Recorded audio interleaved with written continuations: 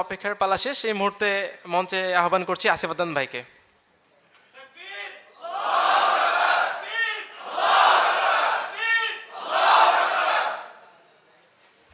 বিসমিল্লাহির রহমানির রহিম। ইন্নাল হামদুলিল্লাহ ওয়াসসালাতু ওয়াসসালামু আলা রাসূলিল্লাহ ওয়া আলা আলিহি ওয়া সাহবিহি ওয়া সাল্লামা তাসলিমান কাসীরা। আম্মা বাদ। রব্বি ইশরাহ লি সাদরি ওয়া ইয়াসসির লি আমরি ওয়াহলুল উকদাতাম মিন লিসানি ইয়াফকাহু কওলি। আসসালামু আলাইকুম ওয়া রাহমাতুল্লাহি ওয়া বারাকাতুহু। আপনারা কেমন আছেন? আলহামদুলিল্লাহ। এটা রাজশাহীতে আমার প্রথমবার আসা। আমার আসলে আগে আসার দরকার ছিল। আমার একটা সম্পর্ক আছে রাজশাহীর সাথে, মানে রাজশাহী বিভাগের সাথে। আমার ইনলজ, আমার শ্বশুরবাড়ি নওগাঁ, তো আগে আসা দরকার ছিল। আপনাদের সাথে আসা হলো আর কি, ইনশাল্লাহ। আচ্ছা, অনেক গরম আলোচনা হয়ে গেছে, আমার আলোচনা অনেক ঠান্ডা, ঠিক আছে, একটু বোরিং লাগতে পারে। এই অনুসারে আলোচনার বিষয়বস্তু হলো ইতিহাস, রাইট? তো আমার আলোচনাটা মূলত ৭১ নিয়ে, ১৯৭১ সাল, এটা নিয়ে বাংলাদেশের যে জন্ম, পাকিস্তানের সাথে ভারতের সাথে যে বিষয়টা, এইটা নিয়ে আজকে আমার আলোচনা। এবং এটা আসলে আমাদের ইতিহাসের অনেক গুরুত্বপূর্ণ একটা অধ্যায়, সবচেয়ে গুরুত্বপূর্ণ অধ্যায় না। এখানে একটা সমস্যা আছে, সেটা হলো যে আমাদের দেশে একটা টেন্ডেন্সি আছে যে এটাই ইতিহাসের শুরু আমাদের, এবং এটাই ইতিহাসের শেষ। সব কিছু এখান থেকে ৭১ই শুরু ৭১ই শেষ, এরকম একটা টেন্ডেন্সি আছে। বিশেষ করে আওয়ামী লীগের মধ্যে এই টেন্ডেন্সিটা বেশি আছে। তো এটা একটা বড় সমস্যা। এটার ফলে বিভিন্ন ধরনের উগ্রবাদী টেন্ডেন্সি তৈরি হয় আর কি, যেটা আমরা আওয়ামী লীগের সময় দেখছি।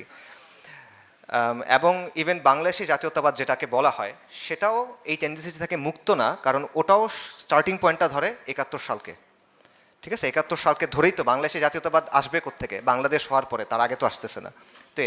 তো এই ৭১ কেন্দ্রিকতা এটা ক্ষতিকর, কিন্তু ৭১ একটা খুব গুরুত্বপূর্ণ অধ্যায়, এবং এটা সলভ করার দরকার আছে, এটা নিয়ে আলোচনা করার দরকার আছে। It is one of the most important chapters in the history of this land. এই ভূখণ্ডের ইতিহাসের সবচেয়ে গুরুত্বপূর্ণ অধ্যায়গুলোর একটা এটা।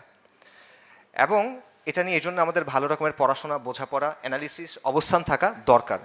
এবং এটা একটা বিশেষ দরকার আছে, কারণ এটাকে নিয়ে বা এটাকে ইউজ করে ইসলাম নিয়ে কিন্তু প্রশ্ন তোলা হয়। বিশেষ করে ইসলামের যে রাজনৈতিক প্রকল্পগুলো আছে, সেটা নিয়ে কিন্তু প্রশ্ন তোলার ক্ষেত্রে এটা ব্যবহার করা হয়। আচ্ছা, সো এই কারণে ডিটেইলে এই বিষয়টা নিয়ে একটু আলোচনা করা দরকার। কিন্তু সমস্যা হলো যে আমরা ডিটেইল আলোচনা করতে পছন্দ করি না।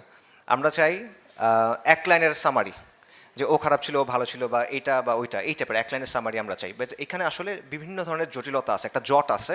তো আমি চেষ্টা করব কিছুটা এখানে আলোকপাত করার, ইনশাআল্লাহ। তো এখানে ইসলাম কোথায় আসবে? ইসলাম যেটা করবে সেটা হলো, ইসলাম আমাদেরকে একটা ফ্রেম দেয়, একটা ফ্রেমওয়ার্ক দেয়, যেটা টাইমলেস, চিরন্তন। যে কোনো সময় আমরা এটা প্রয়োগ করতে পারবো, কাজে লাগাতে পারবো। এখন আমাদের কাজ হলো লোকাল রিয়ালিটি, আমাদের যে এই অঞ্চলের বা এই সময়ের, এই সমাজের যে বাস্তবতা, সেটা অনুযায়ী ইসলামের এই ফ্রেমওয়ার্কটাকে প্রয়োগ করা। এটা হলো আমাদের দায়িত্ব, ঠিক আছে? গ্রাউন্ড রিয়েলিটি বোঝা, সমাজকে বোঝা, সমাজের পালস বোঝা, এবং সেটা অনুযায়ী নিজেদের দাওয়া যেটা, সেটাকে ক্যালিব্রেট করা, সেটা অনুযায়ী নিজের দাওয়াটাকে রেডি করা, এটা একটা গুরুত্বপূর্ণ বিষয়। এবং এটা দাওয়ার ক্ষেত্রে, দিনের কাজের ক্ষেত্রে এহসানের অংশ, এক্সেলেন্সের অংশ। আপনি যেন তেনভাবে কাজ করতে পারেন, কিন্তু এটা তো উচিত না। আপনার উচিত এহসানের সাথে কাজটা করা। সো এই জন্য এই রিয়ালিটিটা বোঝা, সমাজ বাস্তবতা, গ্রাউন্ড রিয়ালিটি বোঝা, এবং সেটা অনুযায়ী প্রেজেন্ট করাটা জরুরি। এবং আবারও এখানে ৭১-এর প্রয়োজনীয়তা চলে আসে। পাশাপাশি এখানে একটা ছোট্ট পয়েন্ট বলি, এটার মানে এটা না যে গ্রাউন্ড রিয়ালিটি বুঝতে হবে, প্রেক্ষাপট বুঝতে হবে, ওভাবে ইসলামকে প্রেজেন্ট করতে হবে, এটা সত্য। তার মানে এটা না যে ইসলামকে চেঞ্জ করতে পারবো আমি। এটা হলো প্যাকেজিং আর প্রেজেন্টেশনের বিষয়। মনে করেন পাঠাও রাইডার, ঠিক আছে, পাঠাও রাইডার, সে একটা পার্সেল নিয়ে যাচ্ছে। পার্সেলটা সে চেঞ্জ করতে পারবে না, পার্সেলটা সে খুলতে পারবে না, এখানে কোনো কিছু সে বদলাতে পারবে না। কিন্তু সে এটা কীভাবে ডেলিভারি করবে, প্রেজেন্টেশনটা, এখানে তার অপশন আছে। সে হইতে পারে যে বেল দিল, দরজা খুললো, এটা উড়ায় মারলো তার মুখের উপরে, এটা একটা অ্যাপ্রোচ হইতে পারে। আরেকটা হইতে পারে যে সে সালাম দিল সুন্দর করে, বুঝে পাইছেন স্যার, সব কিছু ঠিক আছে কিনা, থ্যাংক ইউ, এটসেট্রা, এটা আরেকটা অ্যাপ্রোচ। সো এটা প্রেজেন্টেশনের বিষয়, এটা সাবস্টেন্স চেঞ্জ করার বিষয় না। ইসলামের মতোই থাকবে। আপনার প্রেজেন্টেশনের ক্ষেত্রে আপনি গ্রাউন্ড রিয়ালিটিগুলো মাথায় নেবেন। আচ্ছা, এখন ৭১-এর পরে একটা কথা আসতে পারে যে ৭১-এর পর তো আসলে ৫৩ বছর হয়ে গেছে, এখনও এই আলোচনাগুলো জরুরি কিনা? জরুরি, কারণটা হলো এই প্রশ্নগুলো এখনও মীমাংসিত হয় নাই। ৭১ নিয়ে নানা ধরনের ন্যারেটিভ বা নানা ধরনের বয়ান আছে। সেই বয়ানগুলো একটা আরেকটা আবার সাংঘর্ষিক, একটা একটার সাথে মিলে না, কনফ্লিক্টিং। এবং যেমন ধরেন পাকিস্তানের একটা ন্যারেটিভ আছে, একাত্তরে আসলে কী হয়েছিল, একাত্তরে কী হয়েছিল, ভারতীয় একটা ন্যারেটিভ আছে একাত্তরে কী হয়েছিল, আওয়ামী বা চেতনাবাদী একটা ন্যারেটিভ আছে একাত্তরে কী হয়েছিল সেটার, এবং বাংলাদেশে ইসলামী ঘরানা যেগুলো আছে তাদেরও কিছু ন্যারেটিভ আছে, আবার এখানেও ডিফারেন্ট ন্যারেটিভ আছে, এমন না যে সবার একটাই ন্যারেটিভ, এখানেও কিছু পার্থক্য আছে। সো অনেকগুলো স্রোত আছে, অনেকগুলো ধারা আছে, অনেকগুলো জট এখানে আছে। এই কারণে এই ব্যাপারগুলো আবার একটু রিভিজিট করা জরুরি। তা আমি এখানে যেটা করব, আমি কিছু কোটেশন আপনাদের সামনে দিব, কিছু উদ্ধৃতি দিব, কিছু তথ্য দিব। এগুলো তো বলার সময় সাইট করা যাবে না, রেফারেন্স দেওয়া যাবে না। আমি মূলত দুটা বই থেকে এগুলো আনতেছি।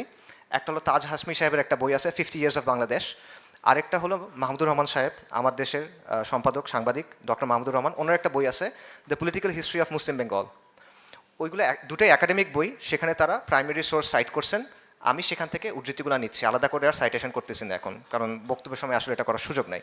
এবং এই দুজনই কিন্তু anti Indian, anti Awami League এবং ন্যাশনালিস্ট হিস্টোরিয়ান। আপনার বলার সুযোগ নাই যে তারা আওয়ামী হিস্ট্রি বলতেছেন, এটা বলে রাখলাম, কারণ পরে অনেক কথা আপনাদের কাছে কঠিন মনে হবে। আচ্ছা, প্রথমে দেখেন যে 71 নিয়ে ন্যারেটিভগুলো কী কী আছে।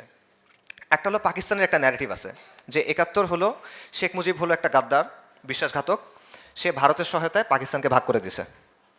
এটা হলো মূলত পাকিস্তানের ন্যারেটিভ। এবং এখানে যুদ্ধ করছে কারা? হিন্দুরা, ভারত যাদেরকে সাপোর্ট করছে সেই কমিউনিস্টরা, এবং আওয়ামী লীগের কিছু অংশ। সাধারণ মুসলিমরা এগুলো বুঝে নাই, তারা ইন্ডিয়ার ট্র্যাপে পা দিছে এবং দেশটা আসলে আলটিমেটলি ভাগ হয়ে গেছে, এবং এগুলো সবগুলোর নেতৃত্ব দিছে শেখ মুজিবুর রহমান। এটা হলো পাকিস্তানের ন্যারেটিভ। আচ্ছা, ভারতের ন্যারেটিভ কি? ভারতের ন্যারেটিভ ইন্ডিয়ান অনেক সিনেমাতে আপনি দেখবেন যে 71 সালে ভারত আর পাকিস্তানের যুদ্ধ হয়েছে, যুদ্ধে ভারত জিতছে, যেটার রেজাল্ট হলো বাংলাদেশ, তারা বাংলাদেশকে আলাদা করে ফেলছে। আওয়ামী লীগের ন্যারেটিভ কি? আওয়ামী লীগের ন্যারেটিভ হলো যে 71-এ মানে শেখ মুজিব, আমাদের ন্যারেটিভ শুরু শেখ মুজিব, শেষ মুজিব, মাঝখানেও শেখ মুজিব, আর কিছু নাই। যে এই পুরো জিনিসটা শেখ মুজিবুর রহমান করছে, বাঙালি জাতিকে উনি মুক্ত করছেন, তার নেতৃত্বে, তার উদ্যোগে বলা যায় যে একক চালিকা শক্তি উনি, তার মাধ্যমে এটা হয়েছে। এবং অনেকে তো এমনও বলছে যে একটা অনিচ্ছুক জাতিকে, এটা মুনতাসির মামুনের কথা, একটা অনিচ্ছুক জাতিকে শেখ মুজিবুর রহমান স্বাধীনতা এনে দিছে, এরকম একটা কথা, এটা আওয়ামী ন্যারেটিভ। আচ্ছা, জামাত ইসলামের এখানে একটা ন্যারেটিভ আছে, তাদের একটা ঐতিহাসিক রোলও আছে এখানে।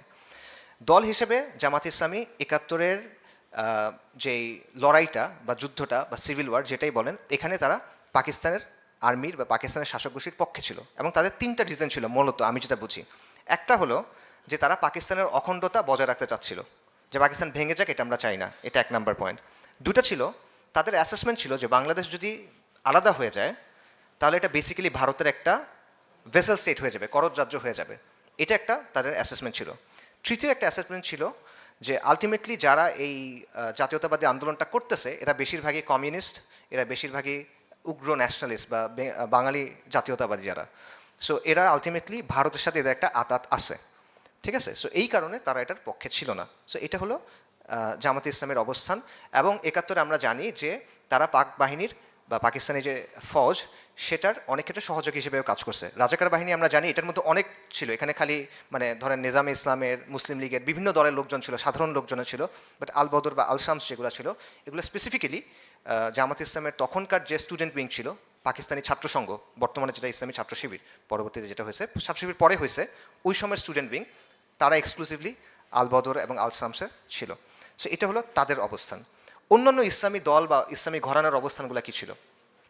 মোটা দাগে অন্যান্য ইসলামিক পার্টি, পীর মাশায়েখ, ওলামায়ে কেরাম, মোটা দাগে তাদের মধ্যে জমহুর বেশিরভাগের অবস্থান ছিল যে পাকিস্তান অখণ্ড থাক, পাকিস্তানটা ভাগ না হোক, এটা ছিল তাদের আলটিমেটলি অবস্থান। নিজাম ইসলাম বলেন, মুসলিম লীগের বিভিন্ন ফ্যাকশন বলেন, ওলামায়ে কেরাম, পীর মাশায়েখ, তাদের কথা বলেন, ইন জেনারেল আমি যতদূর বুঝি তাদের অবস্থান ছিল যে পাকিস্তান যদি না ভাঙে এটাই বেটার।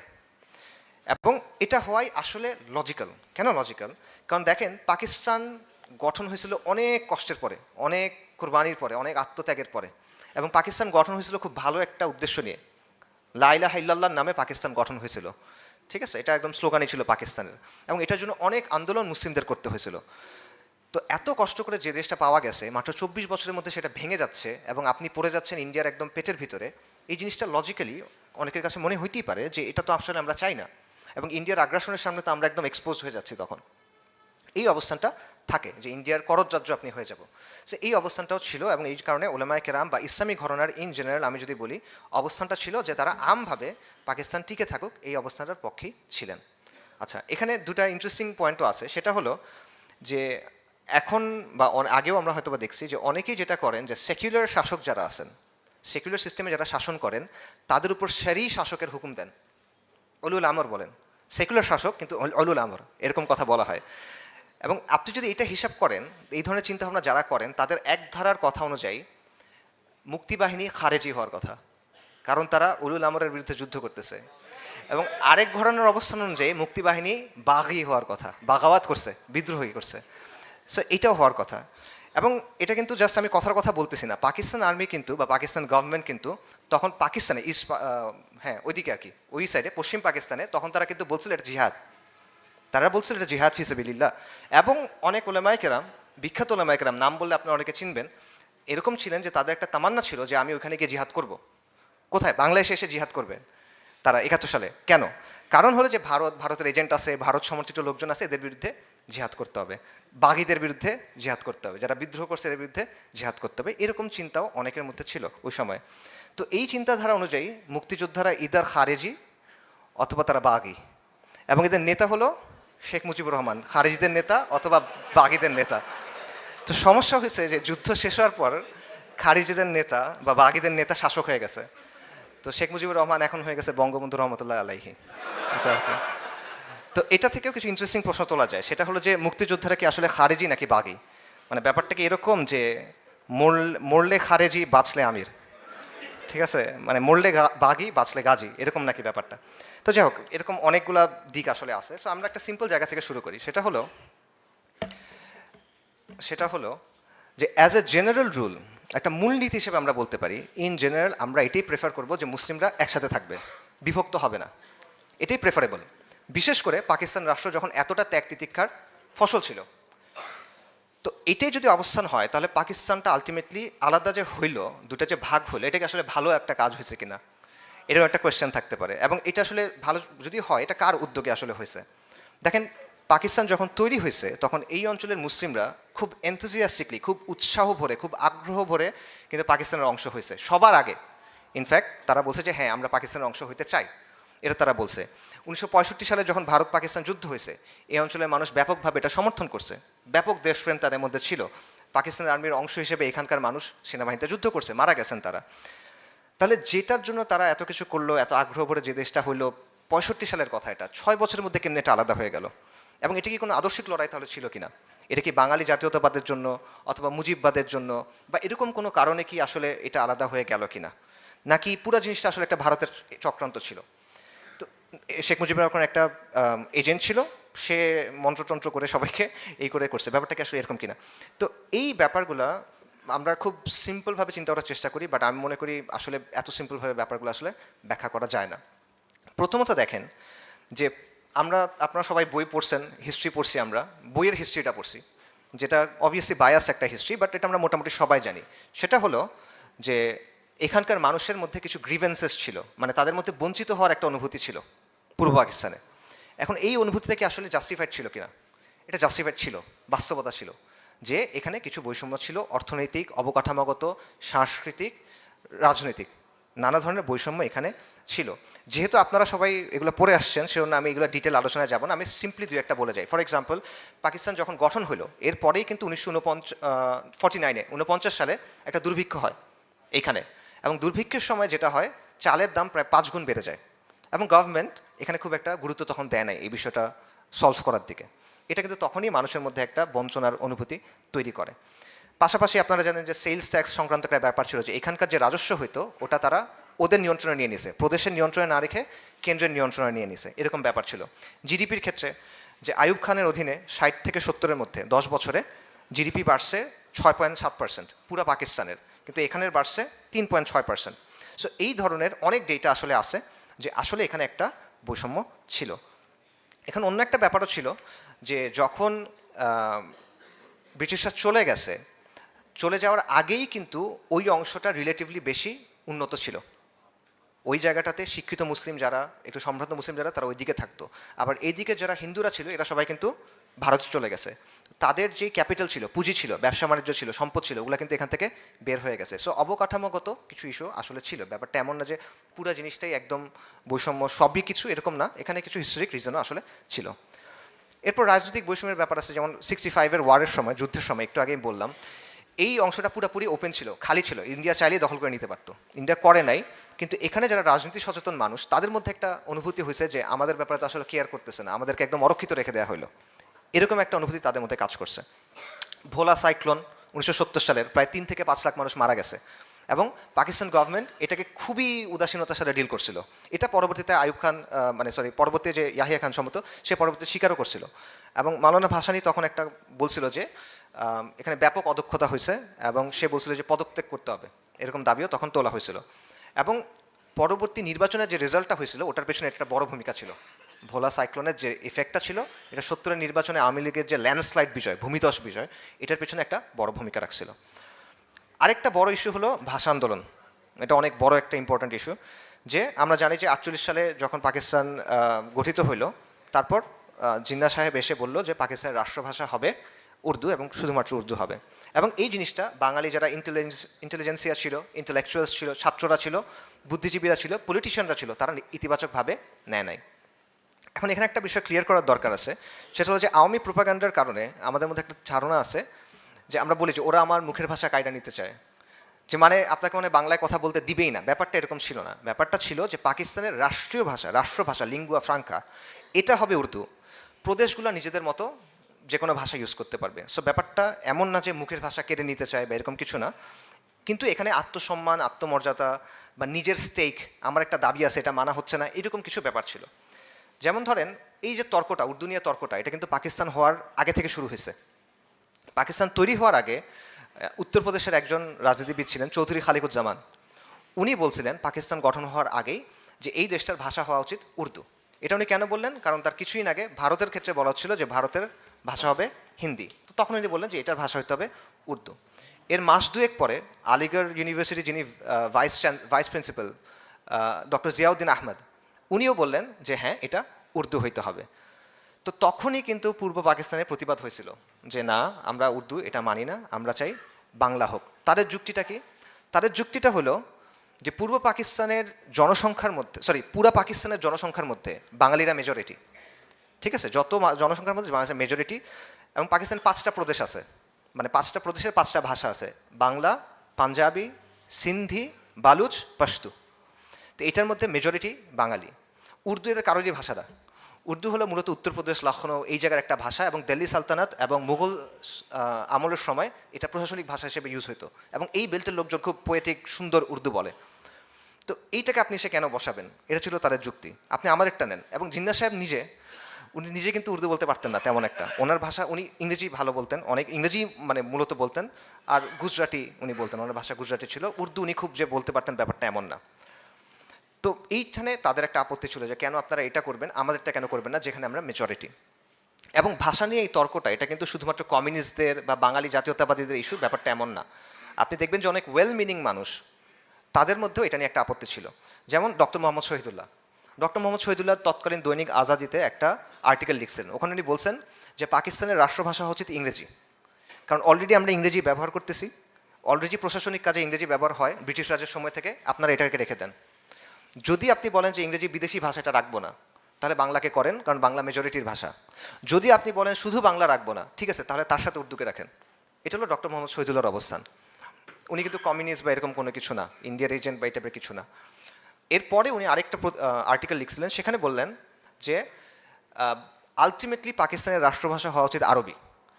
যদি পাকিস্তান যে স্বপ্ন নিয়ে, যে প্রতিশ্রুতি নিয়ে তৈরি হয়েছে ইসলামের নামে, এটা যদি বাস্তবায়ন করতে হয়, রাষ্ট্রভাষা হতে হবে আরবি। এটা ছিল ওনার অবস্থান। একই ধরনের বক্তব্য আছে আবুল মনসুর আহমেদের, মাহফুজ আনাম সাহেবের বাবা। উনি একসময় কংগ্রেস করছেন, তারপর কৃষক প্রজা পার্টি করছেন, তারপর মুসলিম লীগ করছেন, ঠিক আছে? দীর্ঘ সময় উনি মুসলিম লীগের রাজনীতি করছেন। তো উনি বলছেন যে জিন্নাহ সাহেবকে আমি 25 বছর ধরে চিনি, এর মধ্যে 5 বছর তার বিরুদ্ধে রাজনীতি করছি কৃষক প্রজা পার্টিতে, পরের 20 বছর ওনার সাথে রাজনীতি করছি। কিন্তু ভাষার ব্যাপারে উনি যে অবস্থানটা নিছেন, এটা আমার কাছে দায়িত্বজ্ঞানহীন অবস্থান মনে হয়েছে। যে এত স্পর্শকাতর ইস্যুতে তার বক্তব্য দায়িত্বজ্ঞানহীন, এবং উনি নিজে উর্দু পারেন না, নিজে বাংলাও পারেন না, উনি কেন এত শক্তভাবে এটা করতেছেন? পাকিস্তানের জনসংখ্যার মেজরিটি তো বাংলাভাষী, এবং গণতন্ত্রে মাতৃভাষার গুরুত্ব কতটুকু এটা তো উনি বুঝেন। তাহলে কেন তিনি গণতান্ত্রিক মূল্যবোধ বিরোধী এরকম একটা বক্তব্য দিলেন? এটা আবুল মনসুর আহমেদ সাহেবের বক্তব্য। এখন দেখেন এই জায়গাটাতে দুই দিক থেকে আপনি যুক্তি দিতে পারবেন, আমার কাছে পার্সোনালি যেটা মনে হয় যে আপনি বলতে পারবেন যে হ্যাঁ একটা সিম্পল যুক্তি দেওয়া যায় যে মেজরিটি যেহেতু বাঙালি তো বাংলা ভাষা থাকুক। আবার একটা কাউন্টার দেওয়া যায় যে তুমি বাংলা দিবা তাহলে অন্য প্রদেশে যারা আছে তারা তো বলবে যে পাঞ্জাবি দাও, সিন্ধি দাও, সবাই তাদেরটা বলা শুরু করবে, খালি ওদেরটা কেন হবে। সো আমি এগুলো দিব না, আমি অন্য একটা ভাষা দিব, এবং সেটা হতে পারে যেটা মুঘলদের সময়ে প্রশাসনিক ভাষা ছিল, উইচ ইজ উর্দু, এই কারণে আমি উর্দু দিলাম, এই যুক্তি দেওয়া যেতে পারে। আবার তখন এই দিকটা থেকে কাউন্টার দেওয়া যেতে পারে যে তুমি যদি আরেকটা ভাষায় দাও তাহলে ইংলিশ দাও, কেন উর্দু দিবা, উর্দু তো আমার নতুন করে শিখতে হবে, লিখতে হবে, এই সেই নানা জিনিসপত্র আছে, তুমি ইংলিশ দাও, ইংলিশ তো অলরেডি প্রচলিত হয়ে আছে। এরকম নানা ধরনের যুক্তি আসলে দেওয়া যায়। আমার কাছে এটা জমি জমা তর্কের মতো মনে হয়, মানে এটা আপনি কন্টিনিউয়াস যুক্তি দিতে পারবেন, আমার লাগবে, এটা কেউ ছাড়ার কিছু নেই, এরকম একটা ব্যাপার হয়ে গেছে। কিন্তু মূল পয়েন্টটা যেটা আমার কাছে যেটা মনে হয় সেটা হলো পাকিস্তানের তৎকালীন সরকার এই ইস্যুটা হ্যান্ডেল করছিল কীভাবে। তর্কটা ঠিক আছে, তর্কের জায়গায় আছে, সবার লজিক আছে, ওকে ফাইন, তারা তর্ক করে যাচ্ছে, বাট আপনি এটা হ্যান্ডেল করলেন কেমনে? পাকিস্তান হ্যান্ডেল কেমনে করছে এটা আমরা জানি। সেটা হলো 21শে ফেব্রুয়ারিতে মিছিল হয়েছে, বিক্ষোভ মিছিল হয়েছে রাষ্ট্রভাষা বাংলার দাবিতে, তারা সেখানে ফায়ার করছে এবং মানুষ মারা গেছে। তখন এটা বাস্তব, তো এটা আমরা জানি, মানুষ মারা গেছে। এবং এই ঘটনার পর কী হয়েছে, এই ঘটনার কারণে যেটা ছিল ছোট একটা ইস্যু, যেটা হয়তো বা পলিটিক্যালি কনসিয়াস কিছু মানুষ এটা নিয়ে কথাবার্তা বলতেছিল, স্টুডেন্টরা, বুদ্ধিজীবীরা, এই টাইপের লোকজনরা, সেটা হয়ে গেল একটা জাতীয় ইস্যু। বদরুদ্দীন ওমর সাহেব তার বইতে বলতেছেন যে 21শে ফেব্রুয়ারির পর এটা একটা গণ আন্দোলনে পরিণত হয়ে গেল রাতারাতি। যে জিনিসটা ছোট ছিল, পাকিস্তান গভর্নমেন্টের ওভার রিয়াকশন, এটাকে একটা গণ আন্দোলনে পরিবর্তন করব, এবং এইটাকে পুঁজি করে বাঙালি জাতীয়তাবাদ কিন্তু অনেক পাওয়ারফুল হয়ে গেল তখন। মানে এটা ছিল লঞ্চিং প্যাড বাঙালি জাতীয়তাবাদের, এবং এটা একটা বড় এই হয়ে গেল। এবং সাধারণ মানুষের মধ্যে একটা অনুভূতি আসলো যে আমরা তো ভাষার কথা বলছিলাম, আমার উপর গুলি কেন চালাইলো এটার জন্য, রাইট? যে তাহলে মনে হয় আমার কথার কোনো দাম নাই এখানে, বা আমাদের কোনো মূল্য মনে হয় এখানে নাই। সো এই টাইপের জিনিস ছিল। এবং মাহমুদুর রহমান সাহেব ওনার বইয়ে বলতেছেন যে আইয়ুব এর পরবর্তীতে, এটা তো মুসলিম লীগ গভর্নমেন্টের সময়, এর পরবর্তীতে আইয়ুব গভর্নমেন্টের সময়ও পাকিস্তানের সরকার যে ধরনের মানে পলিসিগুলো নিছিল, মাহমুদুর রহমান বলছেন এগুলো হলো confusing, counter productive and outright stupid, মানে গাধামিপূর্ণ পলিসি ছিল। যেমন মোনেম খানের সময় কি হইলো যে রবীন্দ্রনাথ ঠাকুরের গান ব্যান করার চেষ্টা করা হলো, এইটার ফলে যেটা হলো উল্টা রিয়াকশন হলো। আবার জুলাইয়ের সময় যেটা হলো যে রাজাকারের নাতি বললো না, তখন সবাই বললো আমি রাজাকার, রাইট? ওই রকম একটা ব্যাপার ঘটলো যে যে আগে রবীন্দ্রনাথকে নিয়ে খুব একটা মাথা ঘামাইতো না, সেও মনে করলো যে রবীন্দ্রনাথকে এখন আমার আঁকড়ায় ধরতে হবে, একটা উল্টা রিয়াকশন হইলো। আচ্ছা, এরপর আসেন আরেকটা গ্রিভেন্স ছিল, সেটা হলো অপমান, তাচ্ছিল্য এবং অবজ্ঞার একটা ব্যাপার। যে ওই সাইডের এলিটরা, বিশেষ করে পশ্চিম পাকিস্তানের যারা এলিট আছে, সাধারণ মানুষের কথা বলতেছি না, এলিটদের মধ্যে বাঙালিদের কালচার, বাঙালিদের পোশাক, বাংলাদেশের খাবার এবং বাংলাদেশের ইমান নিয়ে তুচ্ছ তাচ্ছিল্যের একটা ব্যাপার ছিল, এবং অনেক খারাপ ধারণা ছিল, এবং বাঙালিত্বের আভাস পাওয়া যায় এরকম সব কিছুকে হিন্দুয়ানি বলার একটা টেন্ডেন্সি তাদের মধ্যে ছিল। আমি কিছু উদাহরণ আপনাদেরকে দেই। কুদরতুল্লাহ সাহাব নামে একজন সিনিয়র আমলা ছিল এবং কূটনীতিবিদ ছিল, উনি পাকিস্তানি, মানে অবাঙ্গালি, ঠিক আছে? উনি একটা ঘটনা বলতেছেন ওনার আত্মজীবনীতে যে একবার করাচিতে একটা মিটিং হচ্ছে, তখন তৎকালীন পাকিস্তানের যে অর্থমন্ত্রী তার অফিসে, গোলাম মোহাম্মদ সাহেবের অফিসে বৈঠক কেন হচ্ছে, যে করাচির সরকারি যে অফিসগুলো আছে এবং আবাসিক যে অ্যাপার্টমেন্টগুলো আছে, সরকারি অফিস, আবাসিক অ্যাপার্টমেন্ট, এগুলোর জন্য স্যানিটারি সাপ্লাই কেনা হবে, স্যানিটারি সাপ্লাই, বাথরুমের ওয়াশ বেসিন, কমর টমর, এই হিসেবে জিনিসপত্রগুলো। তো এই সময় শিক্ষামন্ত্রী ছিলেন ফজলুর রহমান সাহেব, বাঙালি। তো উনি বললেন যে ঢাকার জন্য তো এগুলো কিছু কেনা দরকার। তখন সবাই হাসা শুরু করছে, হেসে বলছে তোমরা বাঙালিরা তো কলা গাছের পেছনে গিয়ে প্রয়োজন ছাড়ো, তোমার জন্য কমর কেন লাগবে, ওয়াশ বেসিন দিয়ে তোমরা কী করবা, এই টাইপের একটা কথা বললো। এটা কুদরতুল্লাহ সাহেব বলছেন তার আত্মজীবনী সাহাবনামাতে। তো উনি বলতেছেন এই ঘটনা বর্ণনা করে যে এই জিনিসটার পরেই, মানে অলরেডি তারা তাদের চিন্তার মধ্যে এটা ভাগ হওয়ার ব্যাপারটা করে ফেলতেছে। বাংলাদেশটা যে, মানে এই দেশটা যে টিকবে না, এই ব্যাপারটা অলরেডি তাদের চিন্তা থেকেই জিনিসটা চলে আসতেছে। আপনি এভাবে তাচ্ছিল্য করলে তো হবে না। আতাউর রহমান খান সাহেব, বাঙালি, 1956 থেকে 58 পর্যন্ত এখানের মুখ্যমন্ত্রী ছিলেন পূর্ব পাকিস্তানের। তার লেখায় উনি এরকম তার ব্যক্তিগত পথোপথনের অনেক এক্সাম্পল নিয়ে আসছেন যে এইখানের ব্যাপারে ওইখানকার এলিটদের, আবার আমি সাধারণ মানুষের কথা বলতেছি না, পলিটিক্যাল এলিটদের, মিলিটারি এলিটদের দৃষ্টিভঙ্গিটা কীরকম ছিল। তারা মানে যেমন কেউ কেউ বলতেছিল যে তোমাদের সবসময় পূর্ব পাকিস্তানি যারা, তোমার বাঙালি যারা, তোমাদের উচিত সারা জীবন আমাদের প্রতি কৃতজ্ঞ থাকা, এরকম একটা কথা। আবার বলতেছে যে তোমরা কখনোই আসলে পাকিস্তানের অংশ ছিল না, পাকিস্তানের যে কনসেপ্ট তোমরা এটার অংশ ছিল না। এটা এক অর্থে সত্য কথাটা। আসলে পাকিস্তানের ইনিশিয়াল যখন কনসেপ্টটা করা হয়েছিল সেখানে ছিল Punjab, north West frontier Province, যেটা পশতুন অঞ্চলগুলা, কাশ্মীর বালুচিস্তান এবং এগুলোর নামের অংশ নিয়ে নিয়ে পাকিস্তান নামটা করা হয়েছিল।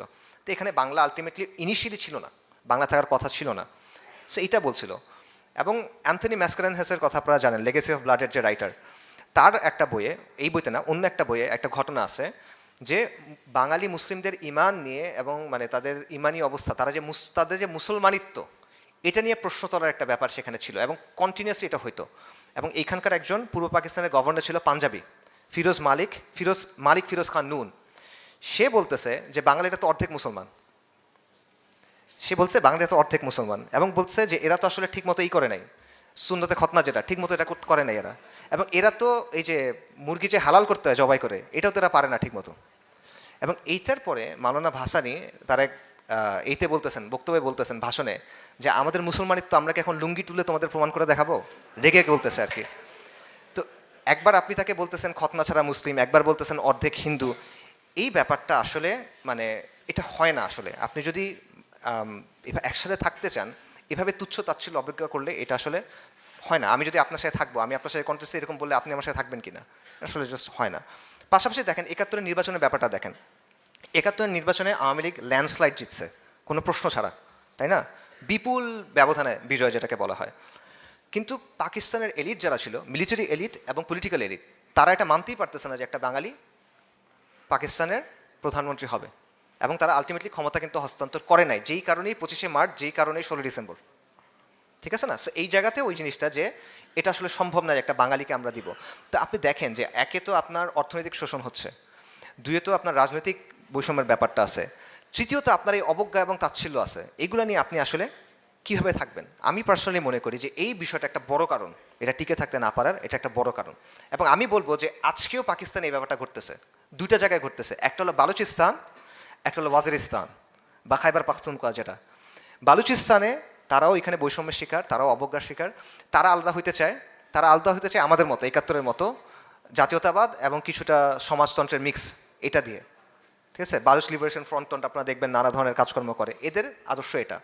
আর ওয়াজিরিস্তান বা নর্থ ওয়েস্ট ফ্রন্টিয়ারে যারা আলাদা হতে চায়, তারা আলাদা হতে চায় ইসলামকে ধরে, যে তারা বলছে আমরা প্রযোজন তো নাই, আমরা পাকিস্তানে যুক্ত হয়েছিলাম শরিয়ার কথা শুনে, তোমরা শরিয়া কায়েম করো নাই, অনেক বছর হয়ে গেছে ভাই, পারবো না, আমরা আলাদা হয়ে যাবো, আমরা ইসলামী শরিয়া লাগবে। এটা নিয়ে তারা করতেছে। সেম ওখানেও কিন্তু এই বৈষম্যটা আছে, এই তুচ্ছতাচ্ছিল্য আছে। পাকিস্তানের মিডিয়াতে বিশেষ করে পশতুনদের জঙ্গলি টঙ্গলি এরকম অনেকভাবে মানে তুচ্ছতাচ্ছিল্য করার ব্যাপারটা আছে। আমি বলছি সেম জিনিসটা, আমি না, হিস্ট্রি বলতেছে সেম জিনিসটা আসলে বাংলাদেশের ক্ষেত্রেও হয়েছিল। আচ্ছা, সো দেখেন যে পাকিস্তানের দুইটা অংশ এটা তৈরি হয়েছিল, দুইটা অংশের মধ্যে পার্থক্য হলো ২০০০ কিলোমিটারের। ভাষার পার্থক্য আছে, সংস্কৃতির পার্থক্য আছে। এখানে জোড়া লাগতো কি দিয়ে? ইসলাম দিয়ে, মুসলিম পরিচয়টা দিয়ে। কিন্তু যখনই এইটার চেয়ে জাত পাত বর্ণ এই সেই জিনিসপত্র যখন এটা প্রাধান্য পাইছে, তখন আলটিমেটলি এটা থাকবে না, এটা ভেঙে যাওয়ার অবস্থা ওইখানেই, দ্য ফেট ওয়াজ সিলড ওই সময়তেই। আচ্ছা, এবং তাজ হাশমি এবং মাহমুদুর রহমানের কমেন্টারি আমি বলি, তাদের বক্তব্য কি? তারা বলতেছেন যে ভারতে অনেকগুলো জাতি আছে, বাঙালি, পাঞ্জাবি, তামিল, গুজরাটি, মারোয়ারি, অনেক অনেক অনেক গোত্র। কিন্তু ভারত এদের মধ্যে যে সাংস্কৃতিক দূরত্ব আছে এটা মিটায়, এটা একটা ফেডারেশন হিসেবে রাখতে পারছে। পাকিস্তান এটা পারে নাই। কেন? কারণ পাকিস্তানের এলিট কখনো এটা চেষ্টাই করে নাই।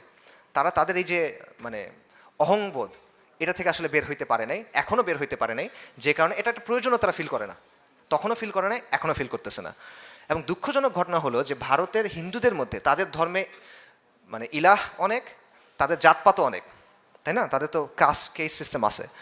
এরপরও তারা একটা ঐক্য এবং সম্প্রীতি তৈরি করতে পারছে, যার কারণে এটা ভাঙে নাই। কিন্তু পাকিস্তান যেটা তৈরি হয়েছিল এক আল্লাহ, এক কিতাব, এক রসুল সাল্লাল্লাহু আলাইহি সাল্লামের উপরে, সেটা পারে নাই। এবং তারা বলতেছে যেটার কারণটা মূলত পাকিস্তানি এলিট এবং পলিটিক্যাল এলিট, মিলিটারি এলিট, এটা তাদের কথা। আচ্ছা, আরেকটা জায়গায় আমরা যদি যাই, সেটা হলো যে একটা চিন্তা আমাদের মধ্যে আছে যে এই যে আলাদা হয়ে গেল বাংলাদেশ, বা এই যে বাংলাদেশের জন্ম ঘটলো, এটার পিছনে মূল দায়টা হলো শেখ মুজিবুর রহমানের। মানে সেই মনে হয় বাংলাদেশকে আলাদা করতে হবে, পাকিস্তান ভেঙে ফেলতে হবে, এই চিন্তাটা মনে হয় উনিই নিয়ে আসছে। বাট এটা আসলে রিয়ালিটি না। তার আগেও এই চিন্তাটা ছিল, স্পষ্টভাবে ছিল, সামনে থেকেই ছিল। আমি আপনাদের কয়েকটা এক্সাম্পল দিই। ১৯৪৯ সালে আওয়ামী মুসলিম লীগের নেতা আতাউর রহমান খান, তার কথা একটু আগে আমি বলতেছিলাম, ওই সময় একটা কনভেনশন হয়েছিল, গ্র্যান্ড ন্যাশনাল কনভেনশন। ওইখানে ঢাকায় আয়োজিত হয়েছিল। ওই গ্র্যান্ড ন্যাশনাল কনভেনশনে উনি স্বায়ত্তশাসনের কথা বলতেছিলেন, যে ফেডারেশনের স্বায়ত্তশাসন লাগবে। এবং এই জায়গায় এক্সাম্পল হিসেবে আনছে নেদারল্যান্ড এবং বেলজিয়ামের কথা। নেদারল্যান্ড এবং বেলজিয়াম একসময় একসাথে ছিল। বেলজিয়াম স্বায়ত্তশাসন চাইছিল, নেদারল্যান্ড দেয় নাই, তখন এটা আলাদা হয়ে গেছে। তুমি এই এক্সাম্পল এনে বলতেছিল যে আমাদের স্বায়ত্তশাসন দরকার। তো ওই সময় প্রধানমন্ত্রী ছিল লিয়াকত আলী খান। উনি বলতেছিল যে তোমরা তো আসলে হিন্দু সংস্কৃতি, হিন্দু সভ্যতার প্রতিনিধিত্ব করো এবং তোমরা আসলে আমাদের থেকে আলাদা হয়ে যেতে চাও। তো উনি এই করে বলতেছেন যে উনি এটার প্রতিবাদ করে বলছেন যে না, ব্যাপারটা এরকম না, তবে আপনি বাঙালিদেরকে চেনেন না, আমরা কখনোই বিহারের ফুল কন্ট্রোলে ছিলাম না এবং আমরা স্বাধীন অবস্থা 1000 বছর ধরে টিকায় রাখছি। এখন আপনারা যদি আলাদা হইতে বাধ্য করেন তাহলে আমরা আলাদা হয়ে যাবো, আমরা কারো দাসত্ব করবো না। অর্থাৎ এই চিন্তাটা প্রকাশ্যেই বলছে, গোপন কিছু না, এটা ওই সময়তেই ছিল। ইভেন যুক্তফ্রন্ট মন্ত্রিসভা যখন গঠন হয়েছে 1954 সালে, তখনও প্রভিন্সিয়াল অটোনমি অর্থাৎ প্রদেশের স্বায়ত্তশাসনের কথা তখনও ছিল। এবং ইস্ট পাকিস্তান কমিউনিস্ট পার্টি যেটা ছিল, এই কমিউনিস্ট পার্টির একটা রিপোর্ট তারা তৈরি করছিল 1959 সালে। সেখানে তারা বলছিল যে বাঙালি মধ্যবিত্ত এবং বুদ্ধিজীবী সম্প্রদায় যারা আছে তাদের মধ্যে স্বাধীন দেশ, স্বাধিকার, এই বিষয়গুলো নিয়ে আলাপ আলোচনা হচ্ছে। এগুলো শেখ মুজিবুর রহমানের আগের কথা বলতেছি। মাওলানা ভাসানীর কথা, সবচেয়ে স্ট্রেইট কাট এই কথাটা বলছে মাওলানা ভাসানী। মাওলানা ভাসানী ছিল আসামে মুসলিম লীগের সভাপতি। মুসলিম লীগ করছেন, পাকিস্তানের জন্য প্রচুর আন্দোলন সংগ্রাম করছে, কষ্ট করছে, কোরবানি করছে। আচ্ছা, 1955 সালে পল্টনে একটা জনসভা হয়েছিল, সেখানে উনি প্রথমে বাংলাদেশে আলাদা হয়ে যেতে পারে এই কথাটা বলল। এরপরে 57 সালে বিখ্যাত একটা সম্মেলন আছে, কাকমারি সম্মেলন বলে। ওই কাকমারি সম্মেলনে উনি বলছেন যে পশ্চিম পাকিস্তান যদি পূর্ব পাকিস্তানের শোষণ বন্ধ না করে তাহলে অদূর ভবিষ্যতে এমন দিন আসিবে যখন পূর্ব পাকিস্তান হয়তো পশ্চিম পাকিস্তানকে বলবে আসসালামু আলাইকুম, মানে আসসালামু আলাইকুম মানে আমরা আলাদা হয়ে যাব। এইটা সে বলে দিয়েছে 1957 সালে, যে ওই সময়ই তার মধ্যে একটা চিন্তাভাবনা এরকম হয়তো বা ছিল। সিরাজ শিকদার, পূর্ব বাংলা সর্বহারা পার্টির প্রধান, রাইট। তো 1968 সালে তার একটা থিসিস ছিল, পূর্ব বাংলা শ্রমিক আন্দোলনের থিসিস। সেখানে সে বলছে যে এখানের প্রধান দ্বন্দ্ব হলো যে পূর্ব পাকিস্তান হলো পশ্চিম পাকিস্তানের একটা উপনিবেশ এবং এটা থেকে মুক্ত হওয়ার জন্য গণতান্ত্রিক বিপ্লব প্রয়োজন। ঠিক আছে, এটা গণঅভ্যুত্থানের আগের কথা, 69-এর গণঅভ্যুত্থানের আগের কথা, এবং জাতীয় মুক্তি সংগ্রামের মাধ্যমে পাকিস্তানের উপনিবেশিক শাসন থেকে বের হয়ে যেতে হবে, এটা সিরাজ শিকদার তখন বলতেছে 68 সালে। 1963 বা 65 এই সময় ছাত্রলীগের একটা নেতা ছিল, ঢাকা অঞ্চলের সভাপতি আব্দুল আজিজ বাগমার। এই ব্যক্তি ওই সময় 3টা ইশতেহার বের করছিল, সেখানে সে স্বাধীনতার কথা বলছিল। এবং এই 3টা ইশতেহার কারা কারা লিখছে? একটা লিখছে ওই সময়কার অধ্যাপক মোফাজ্জল হায়দার চৌধুরী, আরেকটা লিখছে আহমদ শরীফ, হ্যাঁ আহমদ শরীফ সাহেব, ঢাকা ইউনিভার্সিটির প্রফেসর ছিলেন, আরেকটা বাগমার নিজে লিখছে। এবং সে প্রথম প্রস্তাব করছিল যে এই বাংলাদেশ যখন স্বাধীন হবে এটার জাতীয় সঙ্গীত হওয়া উচিত আমার সোনার বাংলা। সো অর্থাৎ আমি এটা কেন বলতেছি, এটার মানেটা হল যে ব্যাপারটা এমন না যে মুজিব নিজে থেকে জিনিসটা বের করে নিয়ে আসছে। এই আন্ডারস্ট্যান্ডিংটা বা এই চিন্তার এই ধারাটা একটা ধারা এরকম ছিল। আচ্ছা, মুজিবের অবস্থানটা কি? আওয়ামী লীগের বক্তব্য মুজিব একাই সব করছে, একটু আগে বললাম। পাকিস্তানের বক্তব্য যে মুজিব একাই আলটিমেটলি সব করছে বা সে ইন্ডিয়ার মানে মদদে এই সবগুলা করছে। এখানে কোনো সন্দেহ নাই যে মুজিব একটা জালিম এবং তাগুত ছিল, এটা কোনো সন্দেহ নাই, এখানে সন্দেহের কিছু নাই। এবং সে জগাখুচুরি মুজিববাদ নামে একটা জিনিসের মাধ্যমে শাসন করছে, 72 থেকে 75 পর্যন্ত আওয়ামী জাহিলিয়াত কায়েম করছে, ব্যাপক সন্ত্রাস নৈরাজ্য এগুলো করছে, এই জায়গাগুলো নিয়ে কোনো সন্দেহ নাই। কিন্তু একই সাথে এটাও সত্য কথা যে আপনি যদি 60-এর দশকের মাঝামাঝি থেকে 71 পর্যন্ত বা 72 পর্যন্ত সময়টা নেন, এই সময়টায় পূর্ব বাংলার বা পূর্ব পাকিস্তানের অবিসংবাদিত নেতা ছিল শেখ মুজিবুর রহমান। এটা বাস্তবতা, এই কথাটা অনেকের হজম করতে কঠিন হবে, এই জন্য আমি মাহমুদুর রহমান সাহেবের বই থেকে ডিরেক্ট কোটেশন বলতেছি। মাহমুদুর রহমান সাহেব তার বইতে বলতেছেন Sheikh Mujibur Rahman was the undisputed leader of the people of east Pakistan. তার বইয়ের চ্যাপ্টার 4 নম্বর চ্যাপ্টারে পেজ 131-এ উনি বলছেন অবিসংবাদিত নেতা, আনডিসপিউটেড লিডার। এবং একই অধ্যায় শেষ দিকে উনি বলতেছেন his position in 1970 was similar to that enjoyed by Jinnah in 1946. 1946 সালে জিন্নার অবস্থানটা কী ছিল? সে পুরা ভারতের মুসলিমের একদম অবিসংবাদিত নেতা জিন্না, কোনো প্রশ্ন ছাড়া। বলছে 70 সালে শেখ মুজিবের অবস্থান এটা ছিল। মাহমুদুর রহমান বলতেছে no fan of Awami League, no fan of Sheikh Mujib, কঠোর সমালোচক, বাট তিনি এই কথাটা বলতেছেন। এটা বাস্তবতা আসলে। এবং সো ব্যাপারটা এরকম আমি মনে করি না, আমার কাছে পড়ার পর যেটা মনে হচ্ছে যে আমার কাছে অনেক ঘাটার পর যেটা মনে হলো যে আপনি এককভাবে তাকে কেন্দ্রীয় অপরাধী বা কেন্দ্রীয় নায়ক যেটাই বলেন, নায়ক বা ভিলেন যেটাই বলেন, এটা আপনি তাকে আসলে বানানোটা লজিক্যাল না। বরং তার ভূমিকা অবশ্যই ক্রুশাল, ক্রিটিক্যাল ভূমিকা আছে, বাট আপনি এককভাবে সে থাকলে হয়েছে সে না থাকলে হবে না, ব্যাপারটা আসলে এরকম ছিল না। বরং শেখ মুজিবুর রহমান একটা অপরচুনিস্টিক পলিটিক্যাল লিডার ছিল, সুযোগ সন্ধানী রাজনৈতিক নেতা ছিল। রাজনৈতিক নেতারা এরকমই হয়, ম্যাকাভিলিয়ান, ঠিক আছে? সে ওই নীতি অনুযায়ী কাজ করে। এটা কীরকম, আমি তার রাজনৈতিক জীবনের 2টা চ্যাপ্টার দেখেন। ভারতীয় একজন কথা সাহিত্যিক আছে বাঙালি, মনোজ বসু। উনি বলতেছেন যে 1956 সালে একটা শান্তি সম্মেলন হয়েছিল চীনে। ওখানে উনি গেছিলেন ভারতের পক্ষ থেকে, শেখ মুজিবুর রহমান গেছিল পাকিস্তান বা পূর্ব পাকিস্তানের পক্ষ থেকে। ওইখানে শেখ মুজিব তাকে বলতেছেন যে দেখেন আমরা কিন্তু বাংলাদেশকে আলাদা করে ফেলবো, পূর্ব পাকিস্তানকে আলাদা করে ফেলবো। এবং 72 সালে তারা একবার দেখা হয়েছে, তখন মুজিব বলতেছেন যে আপনার মনে আছে আমি আপনাকে বলছিলাম আমরা আলাদা করে ফেলবো, এটা সে বলতেছে। আচ্ছা, আওয়ামী লীগের নেতা শাহ মোয়াজ্জেব হোসেন উনি বলতেছেন যে 1962 দিকে শেখ মুজিবুর রহমান একটা লিফলেট ছাপাইছিল নিজ উদ্যোগে, এটার নাম ছিল পূর্ববঙ্গ মুক্তি ফ্রন্ট। এবং সেই লিফলেটে এই স্বাধীনতার কথা ছিল, আলাদা হয়ে যাওয়ার কথা ছিল। এবং মোয়াজ্জেম হোসেনের বক্তব্য হলো শেখ মুজিব নিজে সাইকেল চালায় প্রেসে গিয়ে এটা ওইখান থেকে ছাপায় আনছে। আওয়ামী লীগ নেতার বক্তব্য মানবেন কি মানবেন না আপনাদের কথা, বাট এটা তার বক্তব্য। আচ্ছা, আগরতলা ষড়যন্ত্র মামলা যেটা, এটা দেখেন যে ঢাকায় তৎকালীন ভারতীয় হাই কমিশনের পলিটিক্যাল অফিসার শশাঙ্ক শেখর ব্যানার্জি উনি বলতেছেন যে একদিন মানিক মিয়া সাহেব আমাকে ডাকলো ইত্তেফাক অফিসে, ওই যে তোফাজুল হোসেন মানিক মিয়া এভিনিউ আছে না তার নামে। ওখানে গিয়ে দেখেন মুজিবুর রহমান বসা, তো তার সাথে অনেকক্ষণ কথাবার্তা বললো, 2 ঘন্টা কথাবার্তা বললো। তারপর বললো যে আপনার সাথে একটু স্পেশাল কথা আছে, আমরা একটা মেসেজ দিতে চাই নেহরু সাহেবকে। নেহরু তখন ইন্ডিয়ার প্রাইম মিনিস্টার। যে আমরা নেহরু সাহেবকে একটা মেসেজ দিতে চাই। মেসেজটা কি, যে আমরা মুক্তি সংগ্রাম করব এবং আমরা এটাকে এখান থেকে আলাদা করে ফেলবো। ঠিক আছে, এটা তার বইতে আছে। বইটার নাম হলো India Mujibur Rahman Bangladesh liberation and Pakistan. এই বইটাতে এটা আছে যে শেখ মুজিবুর রহমান চাচ্ছে পূর্ব পাকিস্তানকে আলাদা করে ফেলতে, এই জন্য তারা নেহরুর মাধ্যমে ভারতের নৈতিক, রাজনৈতিক, সামরিক সমর্থন চায়, কূটনৈতিক সমর্থন চায়। আচ্ছা, এরপরে হলো আগরতলা ষড়যন্ত্র, যেটা বলা হয় যে 1963 সালের জানুয়ারির শেষ দিকে শেখ মুজিবুর রহমান ওই যে রেসপন্স আসতেছিল না, সে তো নোট পাঠাইলো, ওই দিক থেকে রেসপন্স আসতেছে না, তখন নিজেই সে আগরতলা চলে গেল, ত্রিপুরার আগরতলায়। এবং সেখানে তাদের যে মুখ্যমন্ত্রী শচীন্দ্র লাল সিং তার সাথে দেখা করলো এবং একই কথা বললো যে বেসিক্যালি আলাদা করে ফেলবো, সাপোর্ট দেন। তো ওই শচীন সিংহ নেহরুর সাথে দেখা করতে গেল, কিন্তু নেহরু তখন এটার চাচ্ছিল না, কারণ চীনের সাথে গ্যাঞ্জাম চলতেছিল ভারতের তখন। তো সে বলছে যে না, এখন এই জিনিসটা আসলে করা যাবে না, এটা আমরা করতে চাচ্ছি না। এবং এটাও শচীন সিংহের এই বক্তব্য আছে একটা বইয়ে, ফয়েজ আহমেদ নামে একজন লেখকের, বইটার নাম হলো আগরতলা মামলা, শেখ মুজিব ও বাংলার বিদ্রোহ। এই বইতে এটা আছে। তো এই জায়গা থেকে আপনি দেখবেন যে অ্যাটলিস্ট 1963 পর্যন্ত ক্লিয়ারলি শেখ মুজিবুর রহমানের মধ্যে এই যে পূর্ব পাকিস্তানকে বিভক্ত করার বা আলাদা করার একটা চিন্তা ছিল, কিন্তু নেহরু তাকে তখন সাপোর্ট দেয় নাই, তাই সে আগাতে পারে নাই। ঠিক আছে, এটা একটা দিক, কিন্তু এটা একটা অন্য একটা দিক আছে। সেটা কি দেখেন যে আওয়ামী লীগের পক্ষ থেকে 6 দফা দাবি উত্থাপন করা হলো। আমরা জানি 6 দফাটা লিখছিল আসলে 2 জন আমলা, একজন নাম হলো রুহুল কুদ্দুস, একজনের নাম হলো আহমেদ ফজলুর রহমান। এরা সবাই মানে সিনিয়র সচিব টাইপের ছিল। এবং এটা মূলত ছিল একটা মানে রাজনৈতিক বক্তব্য হিসেবে, চাপ দেওয়ার একটা হাতিয়ার হিসেবে। রাজনৈতিক আলাপ আলোচনাতে অনেক বক্তব্য থাকে, দফা টফা প্রেজেন্ট করা হয় প্রেশারের জন্য, নেগোসিয়েশনের জন্য, এরকমভাবে। বাকি এটা আওয়ামী লীগ খুব ভালোভাবে ক্যাপচার করে এবং ইউজ করে, এবং শেখ মুজিব এটাকে তার মূল রাজনৈতিক মানে ইশতেহার টাইপের বানায় ফেলে 6 দফা। কিন্তু 6 দফার মধ্যে কিন্তু দেশ স্বাধীন করার কোনো কথা নাই।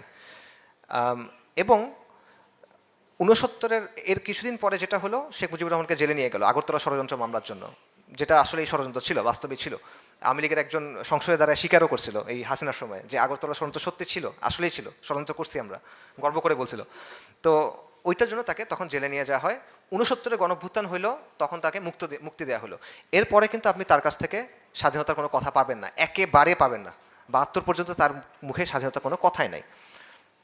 বরং ব্যারিস্টার মওদুদ আহমেদ, উনি শেখ মুজিবের সহকারী ছিলেন ওই সময়, উনি বলতেছেন যে শেখ মুজিব জেল থেকে মুক্ত হওয়ার পরে ইয়াহিয়া সাহেবের সাথে দেখা করতে গেল, ইয়াহিয়া খানের সাথে, এবং সেখানে আশ্বস্ত করলো যে 6 দফা দিয়ে পাকিস্তান ভাঙবে না, এটাতে পাকিস্তান সুসংহত হবে, এটাতে পাকিস্তান আরও স্ট্রং হবে, ঐক্য হবে, শান্তি বজায় থাকবে, এটা আমি আলাদা করতে চাচ্ছি না। 70-এর নির্বাচন দেখেন, আওয়ামী লীগ তো নির্বাচন করলো, কোনো জায়গায় তারা এখানে স্বাধীনতার কথা বলে নাই, কোনো জায়গাতে স্বাধীনতা কোনো বলা হয় নাই। এবং এই নির্বাচনে আওয়ামী লীগ জিতলো, জিতার পরে বাই ডিফল্ট পাকিস্তানের প্রধানমন্ত্রী হওয়ার কথা শেখ মুজিবুর রহমানের। 71 সালের ইভেন জানুয়ারিতে ইয়াহি খান ঢাকায় আসলো, এসে সে পরিচয় করে দিল পাকিস্তানের নেক্সট প্রধানমন্ত্রী শেখ মুজিবুর রহমান, এভাবে বললো। তো আপনি তার জায়গা থেকে চিন্তা করেন, একজন পলিটিশিয়ান, ক্যালকুলেটিভ পলিটিশিয়ান, সুযোগ সন্ধানী পলিটিশিয়ান, তার জন্য কোন অপশনটা বেটার? যদি এভাবে চায় আমি পাকিস্তানের প্রধানমন্ত্রী হব, অন্য অপশনটা হলো একটা অনিশ্চিত সিভিল ওয়ার, তাই না? কোন অপশনটা সে চুজ করবে? সাধারণ মানুষ, লজিক্যাল মানুষ, সে বলবে যে আমি প্রধানমন্ত্রী হতে চাই। এবং এটাই শেখ মুজিবুর রহমানের পরবর্তী সব আচরণ থেকে আপনি এটা প্রমাণ পাবেন। এবং তাজ হাশমি সাহেব তার বইতে মার্কিন স্টেট ডিপার্টমেন্টের কয়েকটা ডকুমেন্টের কথা আনছেন। সেখানে মার্কিন দূতাবাসের কনসাল জেনারেল আর্চার কেন ব্লাড উনি বলতেছেন যে জানুয়ারি মাসে 1971 জানুয়ারি মাসে আওয়ামী লীগ নেতৃত্ব এবং ইয়াহিয়া খানের মধ্যে তলে তলে একটা সমঝোতা হয়ে গেছে। কি সমঝোতা? শেখ মুজিবুর রহমান প্রধানমন্ত্রী হবে, ইয়াহিয়া খান প্রেসিডেন্ট হিসেবে থেকে যাবে। এটা মার্কিন ডকুমেন্টের মধ্যে আছে, তাজহান সাহেব তার বইতে আনছে। 71 জানুয়ারি থেকে দেখেন, জানুয়ারি থেকে মার্চ পর্যন্ত অবস্থানটা দেখেন। মুজিব নির্বাচনে জিতছে, বোঝাপড়া হয়ে গেছে, এখন ক্ষমতা হস্তান্তর করা হবে, এটি তো দ্যাটস ইট, আর কোনো সমস্যা নাই। সমস্যাটা হইলো কোথায়? সমস্যাটা করলো কে?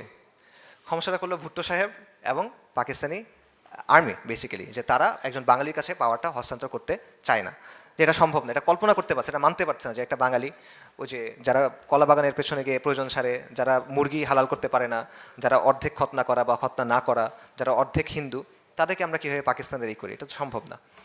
তো এরপর কি হলো, তারা প্রেশারাইজ করলো এবং ইয়াহিয়া খান 28 ফেব্রুয়ারি বললো যে না, একটা ন্যাশনাল অ্যাসেম্বলি মিটিং হওয়ার কথা, এটা বন্ধ করবো আমরা। 28 ফেব্রুয়ারি 1 তারিখ ভাষণ দিল।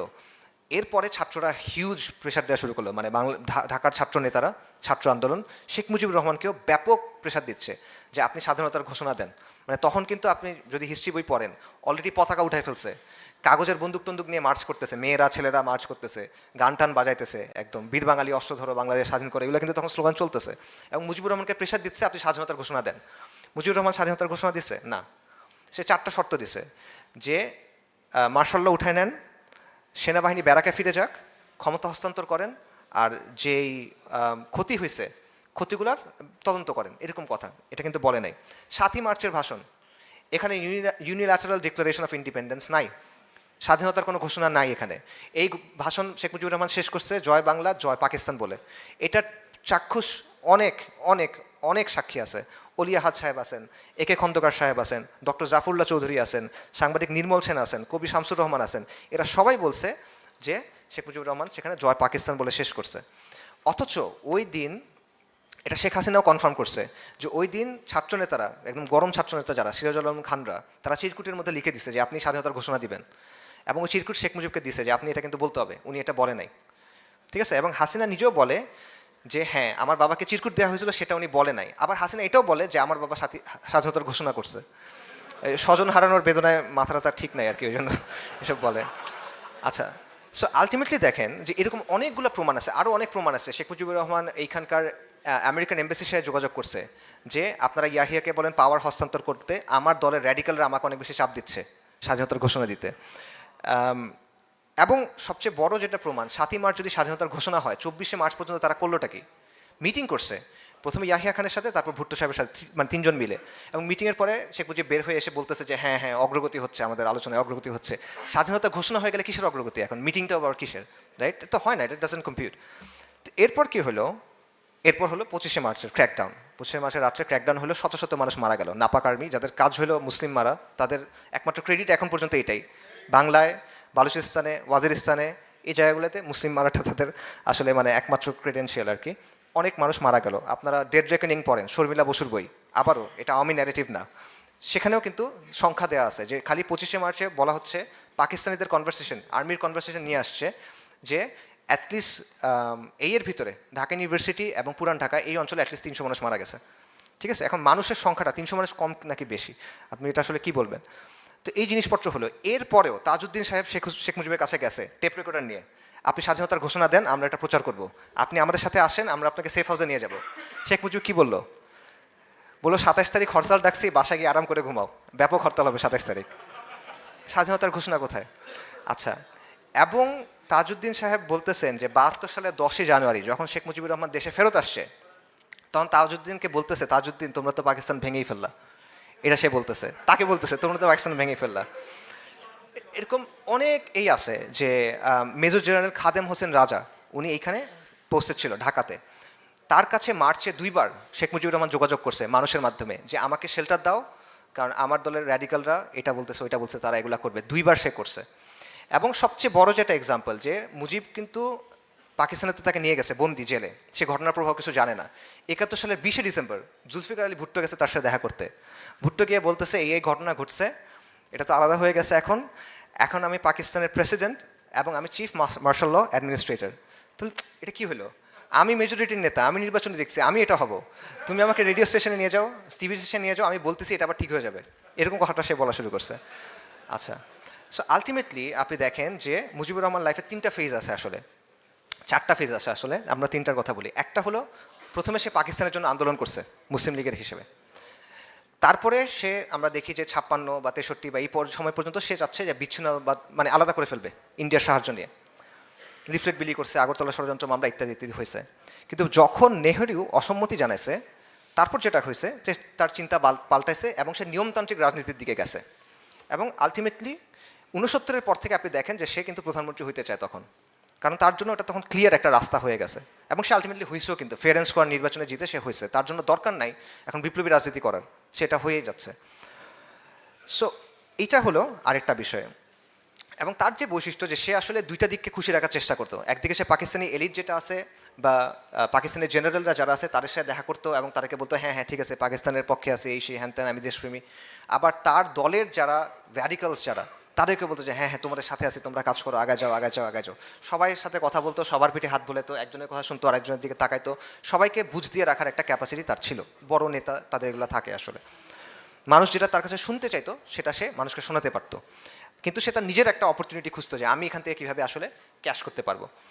এবং মুনতাসির মামুন লিখছে যে শেখ মুজিবুর রহমান একটা অনিচ্ছুক জাতিকে স্বাধীনতা নিয়ে আসছেন, স্বাধীনতা দিছেন, একটা অনিচ্ছুক জাতির জন্য তিনি স্বাধীনতা নিয়ে আসছেন।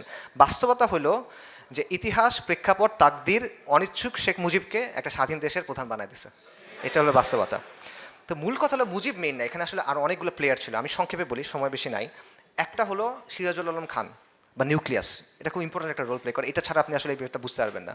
সেটা হলো যে 60-এর দশকের শুরু থেকে 1962 সময় থেকে ছাত্রলীগের মধ্যে একটা র্যাডিক্যাল অংশ ছিল যারা চাচ্ছিল বাংলাদেশকে স্বাধীন করে ফেলবে। এটা আদর্শিকভাবে কমিউনিজম দ্বারা বেশ ভালো ধরনের প্রভাবিত ছিল, লেনিনের বই, ট্রটস্কির বই, মাও সেতুংয়ের বই, এগুলো দ্বারা তারা বেশ প্রভাবিত ছিল। এবং এটা ছিল ইনিশিয়ালি এটা একটা সেলের মতো ছিল, 4 জনের মতো মানুষ ছিল, কাজী আরেফ, আব্দুর রাজ্জাক সাহেব, আবুল কালাম আজাদ এবং সিরাজুল আলম খান। সিরাজুল আলম খান ওনাকে বাংলাদেশের, এটা হলো মাস্টার মাইন্ড আসলে, এবং ফেক মাস্টার মাইন্ড না, মাস্টার মাইন্ড কথাটা এখন অনেক হালকা হয়ে গেছে, বাট সিরাজুল আলম খান আসলেই মাস্টার মাইন্ড। তাকে বাংলাদেশের রাজনীতির রহস্য পুরুষ বলা হয়, কাপালিক ডাকতো, দাদা ডাকতো, অনেক নামটাম ছিল। 69-এর যে গণ অভ্যুত্থান, এটার প্রধান রূপকার বলতে হবে আপনার তাকে। মাওলানা ভাসানীর এখানে অনেক বড় একটা রোল ছিল, বাট প্রধান রোলটা আসলে সিরাজুল আলম খানের এখানে ছিল। তো তাদের নেতৃত্বে নিউক্লিয়াস তারা একদম ওই যে রক্ত দিয়ে শপথ করছে, আঙ্গুল কেটে রক্ত দিয়ে শপথ করছে যে বাংলাদেশকে স্বাধীন করব আমরা, এটা রাগ পর্যন্ত আমরা ব্যক্তিগত সুখ স্বাচ্ছন্দ্য সব কিছু ত্যাগ করলাম, এই টাইপের মানে রোমান্টিসিজমও তাদের মধ্যে ছিল। এবং তারা স্বাধীন বাংলা বিপ্লবী পরিষদ এই টাইপের জিনিসপত্র গঠন করছিল। এবং 66 থেকে 69 পর্যন্ত যেই সময়টায় মুজিবুর রহমান জেলে, ওই সময়টা রাজনীতির মধ্যে এরা অত্যন্ত পাওয়ারফুল হয়ে গেল, এই ছাত্রনেতারা, তারা অত্যন্ত পাওয়ারফুল হয়ে গেল। এবং আলটিমেটলি 69-এর গণঅভ্যুত্থানে একদিকে মাওলানা ভাসানী, আরেকদিকে ছাত্রনেতারা, এরাই কিন্তু এই আন্দোলনটা উঠালো। 70 সালে তারা একটা প্রচারপত্র বিলি করলো যে 6 দফা যদি কার্যকর না হয়, এটা যদি মেনে নেওয়া না হয়, তাহলে বাঙালিকে মুক্তি সংগ্রাম করতে হবে, মুক্তি সংগ্রাম করে আলাদা করে ফেলতে হবে। এবং পতাকা প্রথম উঠানো, জয় বাংলা স্লোগান, এবং আলটিমেটলি আমার সোনার বাংলাকে জাতীয় সঙ্গীত হিসেবে নিয়ে আসা, পাকিস্তান, এই সবগুলা পতাকার ডিজাইনও, এই সবগুলো আলটিমেটলি নিউক্লিয়াসের উদ্যোগে করা, ঠিক আছে। সো অত্যন্ত গুরুত্বপূর্ণ। এবং সিরাজুল আলম খানের বক্তব্য হলো যে 70 সালে জেল থেকে বের হওয়ার আগ পর্যন্ত শেখ মুজিবুর রহমান জানতেন না যে আসলে আমরা কি করতেছি, পুরোপুরি তার আইডিয়া ছিল না। এবং জয় বাংলা স্লোগান এবং এই যে জাতীয় পতাকা আমরা বানাইছি, উনি এটার পক্ষে ছিল না ইনিশিয়ালি। আচ্ছা, এবং আলটিমেটলি যখন যুদ্ধ হইলো, এরাই কিন্তু আপনারা জানেন মুজিব বাহিনী ছিল, এরাই কিন্তু আলটিমেটলি মুজিব বাহিনী হয়, বিএলএফ হয়, এবং এটা ডিরেক্টলি ইন্ডিয়ান আর্মির আন্ডারে ছিল। আচ্ছা, আরেকটা ফ্যাক্টর দেখেন, এটা হলো ইস্ট বেঙ্গল রেজিমেন্ট বা পাকিস্তান আর্মিতে থাকা বাঙালি সেনা অফিসাররা। এবং এটার মধ্যে অনেক প্রমিনেন্ট মানুষ আছেন, মেজর জিয়া আছেন, মেজর জলিল আছেন, তাহের আছে, আবু তাহের, খালেদ মোশাররফ, এরা প্রমিনেন্ট, আরও অনেকে আছে আপনারা নাম জানেন। তারা যে বিদ্রোহ করবে এটা কারো হিসেবের মধ্যে ছিল না, এটা ইন্ডিয়ার হিসেবে ছিল না, এটা আমেরিকার হিসেবে ছিল না, নিউক্লিয়াসের হিসেবের মধ্যে ছিল না। কিন্তু আলটিমেটলি স্বাধীনতার ঘোষণাটা ওই দিক থেকে আসলো, তারা কিন্তু দিতে পারে নাই। শেখ মুজিবুর রহমান বলছে হরতাল ডাকবো এই সেই, ওইখান থেকে ঘোষণা আসে নাই। কিন্তু 27শে মার্চ জিয়াউর রহমান সাহেব যখন বললো উই রিভোল্ট, 25শে মার্চ রাতে বললো উই রিভোল্ট, আমরা বিদ্রোহ করছি, 27শে মার্চ কিন্তু কালুরঘাট থেকে তারাই এটার ঘোষণাটা দিল। তো পুরো সিচুয়েশন এটা কিন্তু আরেকটা ডাইমেনশন নিয়ে আসলো। এবং আলটিমেটলি বাংলাদেশ যে পুরোপুরি ইন্ডিয়ার পেটের ভিতর ঢুকে যায় নাই, মানে কন্ট্রোলের ভিতর ঢুকে যায় না, এটা একটা বড় কারণ, এটা আমাদের স্বীকার করতে হবে। সেটা হলো এই আর্মির এই অংশটা, যেটা পরবর্তীতে স্বাধীন বাংলাদেশের আর্মি হয়েছে, তাদের একটা ভূমিকা এখানে আছে, ঐতিহাসিক ভূমিকাটা আসলে অস্বীকার করার সুযোগ নাই। তো এখানে একটা প্রশ্ন দেখেন, পুরা ব্যাপারটাকে যারা বলেন যে ভারতীয় চক্রান্ত, তাদের অনেকে আবার এই আর্মি অফিসারদের অ্যাডমায়ার করেন, পছন্দ করেন। তা আপনি দুটো মিলাচ্ছেন কেমনে? যদি পুরো ব্যাপারটা ভারতীয় চক্রান্ত হয়, এরা কি ভারতীয় এজেন্টে বাস্তবায়ন করতেছিল? কারণ তারা তো ক্রুশাল রোল ছিল এখানে, অত্যন্ত ক্রুশাল রোল, গুরুত্বপূর্ণ রোল। তারা ওটা না করলে এটা আগাই না ঘটনা প্রবাহ। এটা আসলে কি? সো ব্যাপারটা আসলে এভাবে চিন্তা করার সুযোগ নাই। এখানে আরেকটা মেজর প্লেয়ার হলো জুলফিকার আলী ভুট্টো সাহেব। ইয়াহিয়া, ওই যে শেখ মুজিবুর রহমান 7ই মার্চে বললো যে আপনি আমার কথা শুনলেন না, আপনি শুনলেন ভুট্টো সাহেবের কথা। এইটাই ভুট্টো সাহেবের কথা কি ছিল? যে ক্ষমতা তাকে দেওয়া যাবে না, কোনো না কোনোভাবে মুজিবুর রহমানকে প্রধানমন্ত্রী বানানো যাবে না, এবং ভুট্টো সাহেব তার পক্ষে পাকিস্তানের মিলিটারি এলিট, পলিটিক্যাল এলিটদেরকেও সাথে নিয়ে আসতে পারলো। এবং এটার ফলে আলটিমেটলি এমন একটা পরিস্থিতি তৈরি হলো যেটা ভারত ক্যাপিটালাইজ করতে পারে। ভারত ক্যাপিটালাইজ করতে চাইবে, শুরু থেকে তার ইচ্ছা ছিল এটা ভেঙে দেওয়া। ভারতের জিওপলিটিক্যাল জায়গা থেকে তার উদ্দেশ্য, মিলিটারি মানে ন্যাশনাল সিকিউরিটির জায়গা থেকে তার উদ্দেশ্য সবসময় হবে এই জায়গাটাকে নিউট্রালাইজ করে রাখা। আপনি তাকে সুযোগ করে দিয়েছেন ওই কাজটা করার মাধ্যমে, এটা ছিল কথা। 78 সালে ইয়াহিয়া খানের একটা হলফনামা লাহোর হাইকোর্টে জমা হয়েছে। সেখানে সে বলছে যে পাকিস্তানের বিভক্তির জন্য মুজিব নয় বরং ভুট্টো দায়ী। 71 সালে ভুট্টোর অবস্থান ও বৈষম্যমূলক আচরণ পাকিস্তানের ঐক্যের জন্য শেখ মুজিবের 6 দশক দাবির চেয়ে বেশি ক্ষতিকর ছিল।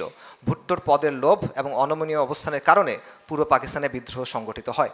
ইয়াহিয়া খান বলতেছে যে ভুট্টো আসলে মূল দায়ী। অবভিয়াসলি এখানে আরও প্লেয়ার আছে, আরও প্লেয়ারকে ভারতের একটা বড় ভূমিকা এখানে ছিল। নেহেরুকে মুজিব প্রস্তাব দিছিল, আপনি সাহায্য করেন আমরা ভেঙে দিব। নেহেরু ওইটা গ্রহণ করতে পারে নাই যে কোনো কারণে। নেহেরুর মেয়ে যে ইন্দিরা গান্ধী, সেটা গ্রহণ করছে। এবং বলা হয় যে ইন্দিরা গান্ধী বাংলাদেশ হওয়ার পর বলছিল 1000 সাল কা বদলা লে লিয়া।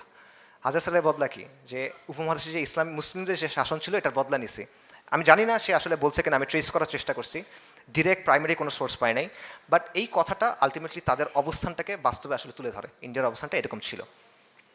পাশাপাশি এখানে আরও প্লেয়ার ছিল, রর অনেক কার্যক্রম এখানে ছিল। রিসার্চ অ্যান্ড অ্যানালাইসিস উইং, যেটা ভারতীয় গোয়েন্দা বাহিনী, বিশেষ করে দুজন ব্যক্তির নাম আপনারা অনেক হয়তো বা জানেন, চিত্তরঞ্জন সুতার এবং কালিদাস বৈদ্য। এবং এদের এক্সক্লুসিভ মিশন ছিল যে এখানে এসে একটা অংশকে ভাগ করে ফেলা। কিন্তু এটা 71-এ যে ভাগ হয়েছে ওরকম ভাগ না। এটার ভাগটা হলো যে এখানকে হিন্দু অধ্যুষিত যে এলাকাগুলো আছে সেগুলোকে নিয়ে একটা হিন্দু বাঙালিদের আলাদা দেশ করা। চিত্তরঞ্জন সুতার 2বার নির্বাচন করছে, একবার যুক্তফ্রন্ট থেকে পাকিস্তান আমলে, আরেকবার 72 সালে সম্ভবত, মানে 72 বা 73 সালে আওয়ামী লীগ থেকে। 2বার সে নির্বাচনে জয়ীও হয়েছে। তার সাথে মুজিবের খুব ভালো সম্পর্ক ছিল, তার সাথে সিরাজুল আলম খানের খুব ভালো সম্পর্ক ছিল। 15ই আগস্টের সময় সিরাজুল আলম খান ছিল তার বাসায় কলকাতায়। কালিদাস বৈদ্য ছিল তারও এরকম। এবং 71 পরে এরা একটা আন্দোলন শুরু করছিল, এটা হলো স্বাধীন বঙ্গভূমি আন্দোলন। তাদের প্ল্যান ছিল দক্ষিণ পশ্চিমাঞ্চল, যেটা খুলনা, ফরিদপুর, পটুয়াখালী, বরিশাল, এগুলাকে তারা আলাদা করে ফেলবে। আলাদা করে একটা হিন্দু বাঙালিদের আলাদা দেশ হবে, স্বাধীন বঙ্গভূমি আন্দোলন, বাঙালি হিন্দুদের জন্য আলাদা দেশ। আপনারা দেখেন যে সামনে কিন্তু লং মার্চের অনেক ঘোষণা টোষণা আসতেছে, চট্টগ্রামে অনেক কিছু হচ্ছে। তো এগুলো খেয়াল রাখবেন, কারণ চিত্তরঞ্জন সুতার, কালিদাস বৈদ্য, এদের লোকজন বা এদের মতো লোকজন এখনও আছে। বিশেষ করে আওয়ামী লীগ যখন পাওয়ারে থাকে না, এটা তখন অনেক বেশি সক্রিয় থাকে। এটা মাথায় রাখার ব্যাপার আছে। সো শেষের দিকে যদি আমরা যাই, সেটা হলো যে 71 কি কাঙ্ক্ষিত ছিল নাকি অনাকাঙ্ক্ষিত ছিল, এটা একটা প্রশ্ন আসে। আমি বলবো 71 অবশ্যম্ভাবী ছিল, এটা ইনএভিটেবল হয়ে গেছিল। এই বাস্তবতাটা ইনএভিটেবল হয়ে গেছিলো, এবং এটা মূলত হয়েছিল পাক আর্মি, নাপাক আর্মি এবং পাক এলিটদের জন্য, সেখানকার যে পলিটিক্যাল এলিট তাদের জন্য। আপনি একটা দেশ বানাচ্ছেন ইসলামের নামে, আপনি একটা দেশ বানাচ্ছেন মুসলিম পরিচয়ের নামে, কিন্তু সেখানে ইসলামের কিছু নাই, সেখানে মুসলিম পরিচয়ের কিছু। তো এই অসন্তোষটা তারা তৈরি করছে, এবং এটাকে কাজে লাগাচ্ছে কে? ভারত। এটাকে কাজে লাগাচ্ছে সিরাজুল আলম খানরা, এটাকে কাজে লাগাচ্ছে র, এটসেট্রা এটসেট্রা। বাট তারা যদি এই কাজটা না করে, এই সিচুয়েশনটা এইভাবে তৈরি হয় না। ইসলামপন্থীদের ভূমিকার ব্যাপারে কিছু কথাবার্তা বলি, বিতর্কিত কথাবার্তা। সেটা হলো যে ইসলামপন্থীরা মোটা দাগে রাজনৈতিক ঐক্যের পক্ষে ছিল, যে পাকিস্তান অখণ্ড থাক এটার পক্ষে তারা ছিল। এটা আন্ডারস্ট্যান্ডেবল, আমি এটার জন্য তাদের দোষ দিই না। রাজনৈতিক একটা অবস্থান হইতেই পারে যে পাকিস্তান অখণ্ড থাক, এটা আমি চাই, ভারতের কররাজ্য না হোক, এটাই আমি চাই। কিন্তু সমস্যা কোন জায়গায়? সমস্যা হলো যে পাকিস্তান আর্মি তো ওয়ার ক্রাইম করছে, তারা তো যুদ্ধ অপরাধ করছে, এটা তো প্রমাণিত, এটা তাদের কমিশন দ্বারা প্রমাণিত। 71-এর পরে পাকিস্তানে বিচার বিভাগীয় তদন্ত হয়েছে, সেখানে তারা নিজেরা বলছে এটা। আপনারা দেখবেন ইমরান খান সাহেব, নওয়াজ শরীফ সাহেব, তারা কিন্তু এগুলো বলে, তারা নিজেরাই বলে যে আমরা এই কাজগুলো করছি। এটা মানে আওয়ামী লীগের কথা না, এটা বাস্তব কথা, তারা এটা করছে। তো এই কাজটা যখন হয়েছে, তখন আপনার ভূমিকা কী হবে? আপনি রাজনৈতিক অবস্থানে সেটা ভিন্ন, সমস্যা নাই, কিন্তু যখন এই জিনিসটা হয়েছে এটা তো গোপনে হয় নাই, ম্যাসাকার, রেপ, গণকবর, এই জিনিসটা যখন হয়েছে তখন আপনার অবস্থানটা কী হবে, এইটা আর কি প্রশ্নটা। এখানে একটা জিনিস ক্লিয়ার করার দরকার আছে, সেটা হলো আওয়ামী প্রোপাগান্ডা, আওয়ামী লীগ যে যুদ্ধাপরাধের বিচার করছে কোট আন কোট, এইটার সাথে অ্যাকচুয়াল হিস্ট্রি তফাৎ করতে হবে। কারণ আওয়ামী লীগ যে যুদ্ধাপরাধের বিচার করছে এটা একটা ক্যাঙ্গারু কোর্ট ছিল, এটা একটা রাজনৈতিকভাবে মোটিভেটেড বিচার ছিল, এবং এটা বেসিক্যালি জুডিশিয়াল কিলিং ছিল। তারা বেসিক্যালি জামাত ইসলামের টপ লিডারশিপকে সরায় ফেলার জন্য এটা করছে ইন্ডিয়ার হেল্প নিয়ে। এইটা আমাদের বয়ান না, এই জায়গা থেকে আমি কথা বলতেছি না, এবং এই অবস্থানটার পার্থক্যটা বোঝা জরুরি আছে। আমার পয়েন্টটা হলো, এবং এটাও আমরা বিশ্বাস করি না যে মনে করেন আবারও রাজাকার যারা ছিল সেখানে বিভিন্ন দলের লোক ছিল, নিজাম ইসলামী ছিল, মুসলিম লীগ এটসেট্রা, সেকুলার পার্টির লোকজনও ছিল, কিন্তু আল বদর বা আল শামস যেগুলো ছিল এগুলো গঠিত হয়েছিল পাকিস্তানি ছাত্র সংঘ, মানে অর্থাৎ ইসলামী ছাত্র শিবিরের যেটা ফোররানার তাদের দিয়ে। সো তারা রেপ করছে, লুট করছে, ডাকাতি করছে, এটা আসলে বিশ্বাস করা কঠিন, কারণ আলটিমেটলি তারা তো ইসলামী রাজনীতি করে, ইসলামী আদর্শ ধারণ করে। তা আমি আমার মুসলিম ভাই সম্পর্কে তো আমার বেসিক কিছু ধারণা আছে, সে গিয়ে রেপ করবে, লুট করবে, মানে এই জিনিসটা আসলে বাস্তবসম্মত না, এটা বিশ্বাসযোগ্য না। কাজেই মত পথের পার্থক্য থাকে মানুষের মধ্যে, অবশ্যই থাকে, কিন্তু আপনার মুসলিম ভাইয়ের প্রতি বেসিক কিছু ইনসাফ আপনার করতে হবে আল ওয়ালা আল বারার জায়গা থেকে। আনফর্চুনেটলি এটা অন্য সাইড থেকে পাওয়া যায় না, যে সেকুলার, কুফার, মুশরিক, মুরতাদ, জিন্দিক, এদের যে ভাষা, এদের যে নীতি, সেটা দিয়ে তারা আমাদেরকে বিচার করে, সেটা তারা আমাদের উপর প্রচার করে, কিন্তু ওই লেভেলে আমরা নামতে পারবো না। আমাদেরকে আল ওয়ালা আল বারার জায়গা থেকে দেখতে হবে, আমাদেরকে শরিয়ার জায়গা থেকে দেখতে হবে, আমাদের ইনসাফ এবং আদল করতে হবে। কাজে এটা আসলে বিশ্বাসযোগ্য না যে তারা ওই সময় রেপ করছে, তারা ওই সময় লুট করছে, খুন করছে, এটা আমি একেবারে বিশ্বাসযোগ্য মনে করতেছি না। কিন্তু সমস্যা কোন জায়গায়? সো এই জায়গাটা এটা বোঝা, যে সেকুলাররা যা বলে আর আমরা যা বলি দুটো গ্রাউন্ড এক না, দুটোকে একসাথে মেলানোর সুযোগ নেই, দুটো ডিফারেন্ট। কিন্তু আমার প্রশ্নটা কোন জায়গায় দেখেন, পাক আর্মি তো এটা করছে, আর আপনি পাক আর্মির সহযোগী রোল প্লে করছেন কি না? আপনি আমাকে বলতে পারেন যে ভাই আমি তো কিছু করি নাই, আমার দ্বারা এগুলো কিছু হয় নাই, ফাইন, আপনার দ্বারা হয় নাই, 100% বিশ্বাস করলাম, কিন্তু ওরা যখন করছে তখন আপনি কি করছেন? আপনি উল্টা দিক থেকে চিন্তা করেন, মনে করেন ইন্ডিয়া ইনভাইট করলো, মনে করেন কমিউনিস্টদের কিছু দল তারা একটা স্বেচ্ছাসেবী দল বানাইলো, আল কাফিরুন, এখন মনে করেন তারা এদেরকে হেল্প করবে। এখন এরা আসলে কিছু করে নাই, এরা কাউকে মারে নাই, কাউকে আগুন দেয় নাই, কাউকে রেপ করে নাই, কিন্তু ইন্ডিয়ান বাহিনী এটা করছে, তারা কিছু করে নাই, তাদের উপর দায় পড়ে কি পড়ে না? একটা দায় পড়ে, এটা অস্বীকার করার সুযোগ নাই। তা আপনি কিছু না বললে, কিছু করেন নাই এটা বললে আসলে এটা হয় না। এখানে আপনি এটা জানলেন, আপনি সরে গেলেন না কেন, বাধা দিলেন না কেন? আচ্ছা আপনি বললেন যে ভাই বাধা দেওয়াটা সম্ভব না, এটা মানে অবাস্তব কথা বলতেছেন, ফাইন, বাধা দিয়েন না। আপনি এটা তো বলতে পারতেন যে ভাই এই জুলুম, এটা জুলুম হচ্ছে, এই জুলুমের সাথে আমি নাই, এই জিনিসটা আপনি বলতে পারেন, এটা শরিয়া অ্যালাউ করে না, আমি এটার সাথে থাকতে পারবো না, এটা আপনি বলতে পারতেন।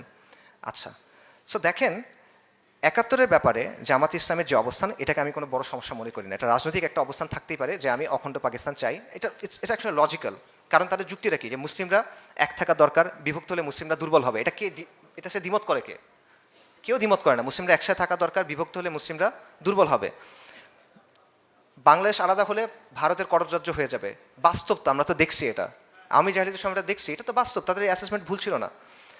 তো এই জায়গায় তাদের অবস্থান সঠিক ছিল, তারা সঠিক প্রমাণিত হয়েছে, তবে আংশিক সঠিক প্রমাণিত হয়েছে, কারণ কররাজ্য যেমন হয়েছে এরকম 75 সালের 15ই আগস্টও কিন্তু হয়েছে, 75 সালের 7ই নভেম্বরও কিন্তু হয়েছে, জুলাইও কিন্তু হয়েছে 2024-এর। ভারত কিন্তু ফুল কন্ট্রোলে কখনোই আসলে নিতে পারে নাই। সো এই জিনিসটাও হয়েছে, বাকি তাদের অবস্থানটা এই জায়গায় একেবারে ইলজিক্যাল, ইরেশনাল এমন কিছু আমি মনে করি না। সমস্যা ওই জায়গায় যে জুলুমটা যখন হইলো, এই সময় তো আপনি সরে যান নাই, বাধা না দেন ভাই, সরে তো যেতে পারতেন, এই জিনিসটা। এবং দ্বিতীয়ত মানুষের পালস বোঝা, ইতিহাসের গতিপথ বোঝা, এই জায়গাটা একটা ভুল হয়েছে, এই জিনিসটা একটা ভুল হয়েছে। এবং এটা শুধুমাত্র তাদের না, যেটা আমি বললাম যে সামগ্রিকভাবে ইসলামী ঘরানার অবস্থান ছিল যে পাকিস্তানের এর পক্ষে, অখণ্ডতার পক্ষে।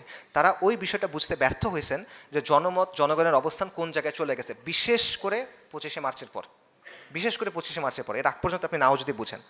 আচ্ছা, এবং এটার ফলে যেটা হয়েছে যে 71-এর পরে বাংলাদেশে যে কালচারাল হেজেমনি গড়ে উঠছে এবং বাংলাদেশে ইসলামকে, বিশেষ করে ইসলামী রাজনীতিকে যেভাবে দেখা হয়েছে, সেটাকে এটা প্রভাবিত করছে।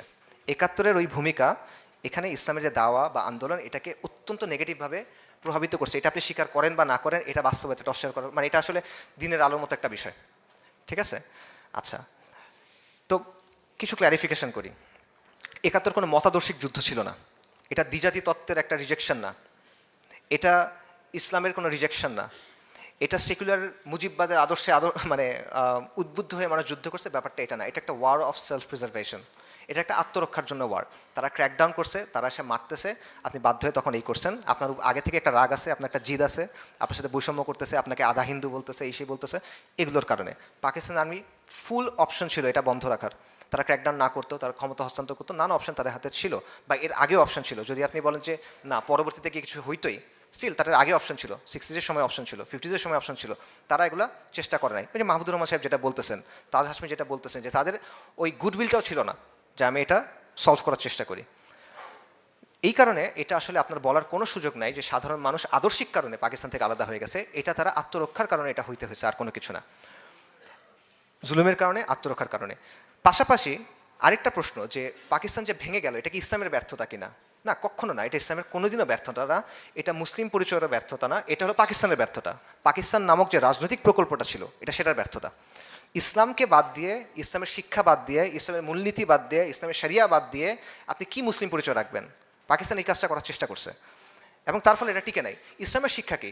কুরাইশদের এলিট মুসাব ইবনে উমাইর রাদিয়াল্লাহু আনহু আর বিলাল ইবনে রাবা, হাবশি একজন গোলাম যিনি মুক্ত হয়েছেন, একসাথে ভাই। সালমান আল ফারেসি, সুহাইব আর রুমি, একসাথে ভাই। আউস এবং খাজরাজ মারামারি করতেছিল গলায় গলায়, মানে একদম গলায় তলোয়ার ধরে রাখা অবস্থা, তারা ভাই হয়ে গেছে। আনসার এবং মুহাজির, তারা ভাই হয়ে গেছে। ইসলামে শত শত হাজার বছর ধরে বিভিন্ন জাতিগোষ্ঠীর মানুষ একসাথে থাকছে। ইসলাম তো এখানে ফল কখনো ফেল করে নাই। এটা পাকিস্তান প্রকল্পের ফেলিয়ার, এটা ইসলামের ফেলিয়ার না। ইসলাম নানা জাতিগোষ্ঠী, নানা ভাষাভাষী মানুষকে এক করছে, সমৃদ্ধি এবং বিস্তৃতি নিয়ে আসছে, এবং এটা কোনো তাত্ত্বিক কথা না, এটা বাস্তব প্রমাণসহ কথা। ইতিহাস খুলে দেখেন, অনেক প্রমাণ আপনারা এখানে পাবেন। কিন্তু যখন এগুলো সরায় বাঙালি, পাশতুন, বালুচ, এই সেই হ্যানত্যানের দিকে আপনি ফোকাস করছেন, আপনি বৈষম্য করছেন জাহেলিয়াতের জায়গা থেকে, তখন জিনিসটার টিকে নেয়। তো উপসংহার যদি বলি, ৭১-এর ঘটনার পেছনে অনেকগুলো ফ্যাক্টর ছিল। একটা ফ্যাক্টর হলো পাক এলিট বা পাক আর্মি, রাজনীতিবিদ, ভূ রাজনৈতিক ব্যাপার ছিল। রাশিয়া এবং ইন্ডিয়া চাচ্ছিল এটা ভেঙে ফেলতে। পশ্চিম পাকিস্তানের এস্টাবলিশমেন্ট যেটা, তাদের এই অবজ্ঞা, তাচ্ছিল্য, এই ব্যাপারগুলো ছিল। পাশাপাশি কট্টরপন্থী র্যাডিক্যাল যারা ছিল, সিরাজুল আলম খান এটসেট্রা, এরা ছিল। মুজিবের একটা ভূমিকা ছিল, ইন্দিরা গান্ধীরও একটা বড় ভূমিকা ছিল। ইন্দিরা গান্ধী এখানে ক্রুশাল একটা রোল প্লে করছে। বর্তমানে বাস্তবতা কি? যেই পাকিস্তান আর্মি সেই দিন বাংলাদেশিদের হত্যা করছিল বা বাঙালি মুসলিমদের হত্যা করছিল, সেটা এখনও পাকিস্তানের মুসলিমদের হত্যা করতেছে ওয়াজিরিস্তানে, খাইবার পাখতুনখোয়াতে। আর যারা ওই দিন বলছিল যে আমরা ভারতের বন্ধু হয়ে তোমাদের জান, মাল, সম্পদ, সম্মান সুরক্ষা করব, এতদিন আমরা দেখছি তারা কি করছে আমাদের সাথে। আমাদেরকে আয়না ঘরে ঢুকেছে, আমাদেরকে গুম করছে, খুন করছে, চোখ উঠায় ফেলছে, মারতে মারতে পিটায় মেরে ফেলছে এতদিন, তাই না? তারা আপনার জান, মাল, সম্মান রক্ষা করার কথা বলছে, তারাই তো ক্ষমতায় ছিল, তারা এতদিন এই জিনিসটা করছে। এবং পাকিস্তানের অবস্থা কি, যে আজকে তার আপনি লা ইলাহা ইল্লাল্লাহর কথা বলে বলছেন শরিয়ত আছে সেখানে? শরিয়ত নাই। ইনসাফ আছে, আদল আছে সেখানে? নাই। ওখানে তাদের সবচেয়ে বড় বড় মিলিটারি মানে ভিক্টরিগুলো কি? তারা কোন মানুষকে সবচেয়ে বেশি মারছে? হিসাব করে দেখেন, মুসলিমদেরকে মারছে সবচেয়ে বেশি। আর বাংলাদেশের অবস্থাটা কি? নবী সাল্লাল্লাহু আলাইহি ওয়াসাল্লামকে নিয়ে যখন প্রচণ্ড ধরনের অবমাননা হয়েছে, সেটা নিয়ে আপনি কথা বলতে গেছেন, রাষ্ট্র শক্তি দিয়ে আপনাকে ক্র্যাকডাউন করে হত্যা করা হয়েছে, মিডিয়াতে সেটা ব্ল্যাক আউট করা হয়েছে, আপনাকে তারপর অপরাধী বানানো হয়েছে যে তুমি হলো তাণ্ডবকারী। এটা হলো বাস্তবতা। তো দেখেন, পাকিস্তান এবং বাংলাদেশ আলটিমেটলি দুইটাই ফেইল করছে এই জায়গায়। যে এই উপমহাদেশের মানুষ চাচ্ছিল কি? লা ইলাহা ইল্লাল্লাহ। পাকিস্তান এটা দিয়ে তো হয়েছে, ইসলাম দিয়ে চাইছে, তারা আল্লাহর গোলামি চাইছিল। আমরা গোলামি পাইছি কার? একবার ইন্ডিয়ার, একবার আমেরিকার গোলামি পাইছি আমরা। তো আসলে মানে আমরা লা ইলাহা ইল্লাল্লাহ পাইছি নাকি আমরা মানুষের তন্ত্রমন্ত্র পাইলাম? এবং আপনি এখন আমি মানে কোনটা নিয়ে আনন্দ করব আর কোনটা নিয়ে খুশি হব আমাকে বলেন। এই জায়গায় আমি কি অর্জন করছি আর আমি কি হারাইছি বলেন। আমার কোন পথে যাওয়ার কথা ছিল, আমি কোন পথে গেলাম, এবং আমি এখন কোথায় আছি? দশকের পর দশক হয়ে গেছে, এখন আমরা অন্ধকারের মধ্যে ঘুরে বেড়াইতেছি। এটা হলো বাস্তবতা। এবং এটার মূল কারণটা হলো আল্লাহর আইন এবং গায়রুল্লাহর আইন। ইসলাম এবং গায়রুল্লাহর যে system, secularism, secular state, democracy, liberalism, এই বিষয়গুলোর পার্থক্যটা, এই বিষয়গুলোর দ্বন্দ্বটা আমরা বুঝতেছি না বা এড়ায় যাচ্ছি। এবং আমরা শুধু এটা করতেছি না, অনেক ক্ষেত্রে আমরা এই সেকুলার শাসক যারা আল্লাহর আইনকে বাতিল করতেছে, হালালকে হারাম করতেছে, হারামকে হালাল করতেছে, নতুন আইন প্রণয়ন করতেছে, আপনার উপর এটা বাধ্যতামূলকভাবে চাপাই দিচ্ছে, তাকে আমি গিয়ে বলছি সে শারী শাসকের মতো। এই জিনিসটা আমরা করতেছি। এবং আমরা সময়ের দাবি এবং জাতির পালস বুঝতেও আলটিমেটলি ব্যর্থ হচ্ছি। বারবার আসলে আলটিমেটলি আমরা ব্যর্থ হচ্ছি। যেই কারণে অনেক সময় ইসলামী দাওয়া যেটা, ইসলামী আন্দোলন যেটা এটা ব্যাহত হচ্ছে। এবং সবচেয়ে বড় কথা হলো যে ইসলাম এবং সেকুলারিজমের যে দ্বন্দ্ব, যে এটা মূল সংঘাত আসলে, এই বিষয়টা আমরা ধরতে পারতেছি না। এবং যতদিন আমরা এটা ধরতে পারবো না ততদিন আমরা বিভিন্ন গোলকধাঁধায় ঘুরতে থাকবো। যদি আপনি সরল পথ থেকে সরে যান তাহলে বাকি কি থাকে? বিচ্যুতি। সরল পথ থেকে সরা, সিরাতুল মুস্তাকিম থেকে সরার পরে থাকে বিচ্যুতি, আর কিচ্ছু না। আমরা বাস্তববাদী হওয়া, প্র্যাগম্যাটিজমের কথা বলে অনেক কিছু গ্রহণ করতেছি, এবং এটার ফলে আমরা দেখতেছি যে স্বল্প মেয়াদে, শর্ট রানে আমাদের কিছু গেইন আছে, বাট লং রানে এটা আমাদের ক্ষতি ছাড়া আর কিছু দিচ্ছে না। পাকিস্তানের চিন্তাটা কোত্থেকে আসছিল? সৈয়দ আহমেদ শাহিদ রাহিমাহুল্লাহ, শাহ ইসমাইল শাহিদ রাহিমাহুল্লাহ, তাদের একটা চিন্তা ছিল যে ভারতবর্ষের, হিন্দুস্তানের মুসলিমদের একটা ইসলামী ইমারা লাগবে, তারা শরিয়ার আন্ডারে থাকবে। এই চিন্তাটা স্যার সৈয়দ আহমেদ আলিগড়ের বিশ্ববিদ্যালয় আর মুসলিম লীগের হাত ধরে কি হলো? Liberal Democratic secular Pakistan. আপনি ইসলাম ফালায় দিয়ে মুসলিম জাতীয়তাবাদ করছেন, যেটার মধ্যে রুহটা নাই, ইসলামী সেটার মধ্যে নাই। সেটার রেজাল্ট হলো যে আজকে এই অবস্থা। আর এটার রিয়াকশনে আমরা কি করলাম? এটা রিয়াকশনে আমরা গিয়ে ধরলাম বাঙালি জাতীয়তাবাদ। যেই বাঙালি জাতীয়তাবাদ বারবার কি করে? আওয়ামী জাহিলিয়াতকে নিয়ে আসে। যে বাঙালি জাতীয়তাবাদ বারবার আমাদেরকে ভারতের করদ রাজ্য বানানোর চেষ্টা করে। এটা আর কি অবস্থা। এবং এই দুষ্ট চক্র, এবং আমরা একবার বলছি ইসলাম, যেই জায়গায় আমাদের যাওয়ার কথা, আবার প্র্যাগমেটিজমের কথা বলতে গিয়ে আমরা বলছি না, ইসলাম না, লিবারাল ডেমোক্রেসি, সিভিল ডেমোক্রেটিক ইসলাম, ওয়েলফেয়ার স্টেট, এই ধরনের নানা কথাবার্তা আমরা বলে বেড়াচ্ছি। এইভাবে বারবার প্র্যাগমেটিজমের কথা বলে, বারবার প্র্যাকটিক্যাল হওয়ার কথা বলে আমরা মূল জায়গা থেকে সরে যাচ্ছি, এবং শর্ট রানে আমরা মনে করতেছি আমরা গেইন করতেছি, লং টার্মে আমাদের চেয়ে বড় লুজার আসলে আর কেউ নাই। এবং এই দুষ্ট চক্র থেকে যদি আপনি বের হতে চান, তাহলে আলটিমেটলি আমাদের ইসলামের দিকে ফিরে যেতে হবে, পরিপূর্ণভাবে ইসলামের পথের দিকে ফিরে যেতে হবে, নামে না, বাস্তবে পরিপূর্ণভাবে আপনার ইসলামের দিকে ফেরত যেতে হবে। পূর্ণাঙ্গ দিন হিসেবে ইসলামের শাশ্বত যে নীতি, ইসলামের চিরন্তন যে ব্যবস্থা, সেটাকে গ্রহণ করতে হবে। তাই আসেন আমরা শপথ করি যে কোনো ক্ষণস্থায়ী মতবাদ না, মানুষের বাঁচানোর কোনো তন্ত্রমন্ত্র না, আমাদের যাইতে হবে ইসলামের চিরন্তন যে সিস্টেম আছে সেটার দিকে, ইসলামের শরিয়ার দিকে। এবং তাহলেই আমরা এই দুষ্ট চক্র থেকে মুক্তি পাবো, তাহলেই আমরা আমাদের কমের অস্তিত্ব, নিরাপত্তা এবং ধারাবাহিকতা রক্ষা করতে পারবো। এটার জন্য সময় লাগবে, এটা আগামীকাল হয়ে যাবে না, এটার জন্য সময় লাগবে। সময় লাগুক, কষ্ট করেন, কুরবানি করেন, শহীদ হন, সমস্যা কি? আল্লাহ তো আপনাকে বলছেন সাফল্যের কথা। এই জিনিসটা আমাদের চিন্তা করতে হবে। এটাই আমাদের পথ এবং এটাই আমাদের আহ্বান। আগুনের ফুলকিরা এসো জড়ো হই, দাবানল জ্বালবার মন্ত্রে, বজ্রের আক্রোশে আঘাত হানি মানুষের মন গড়া তন্ত্রে। আগুনের ফুলকি হয়ে ওঠেন। ওয়া আখিরি দাওয়ানা আলহামদুলিল্লাহি রাব্বিল আলামিন। আসসালামু আলাইকুম।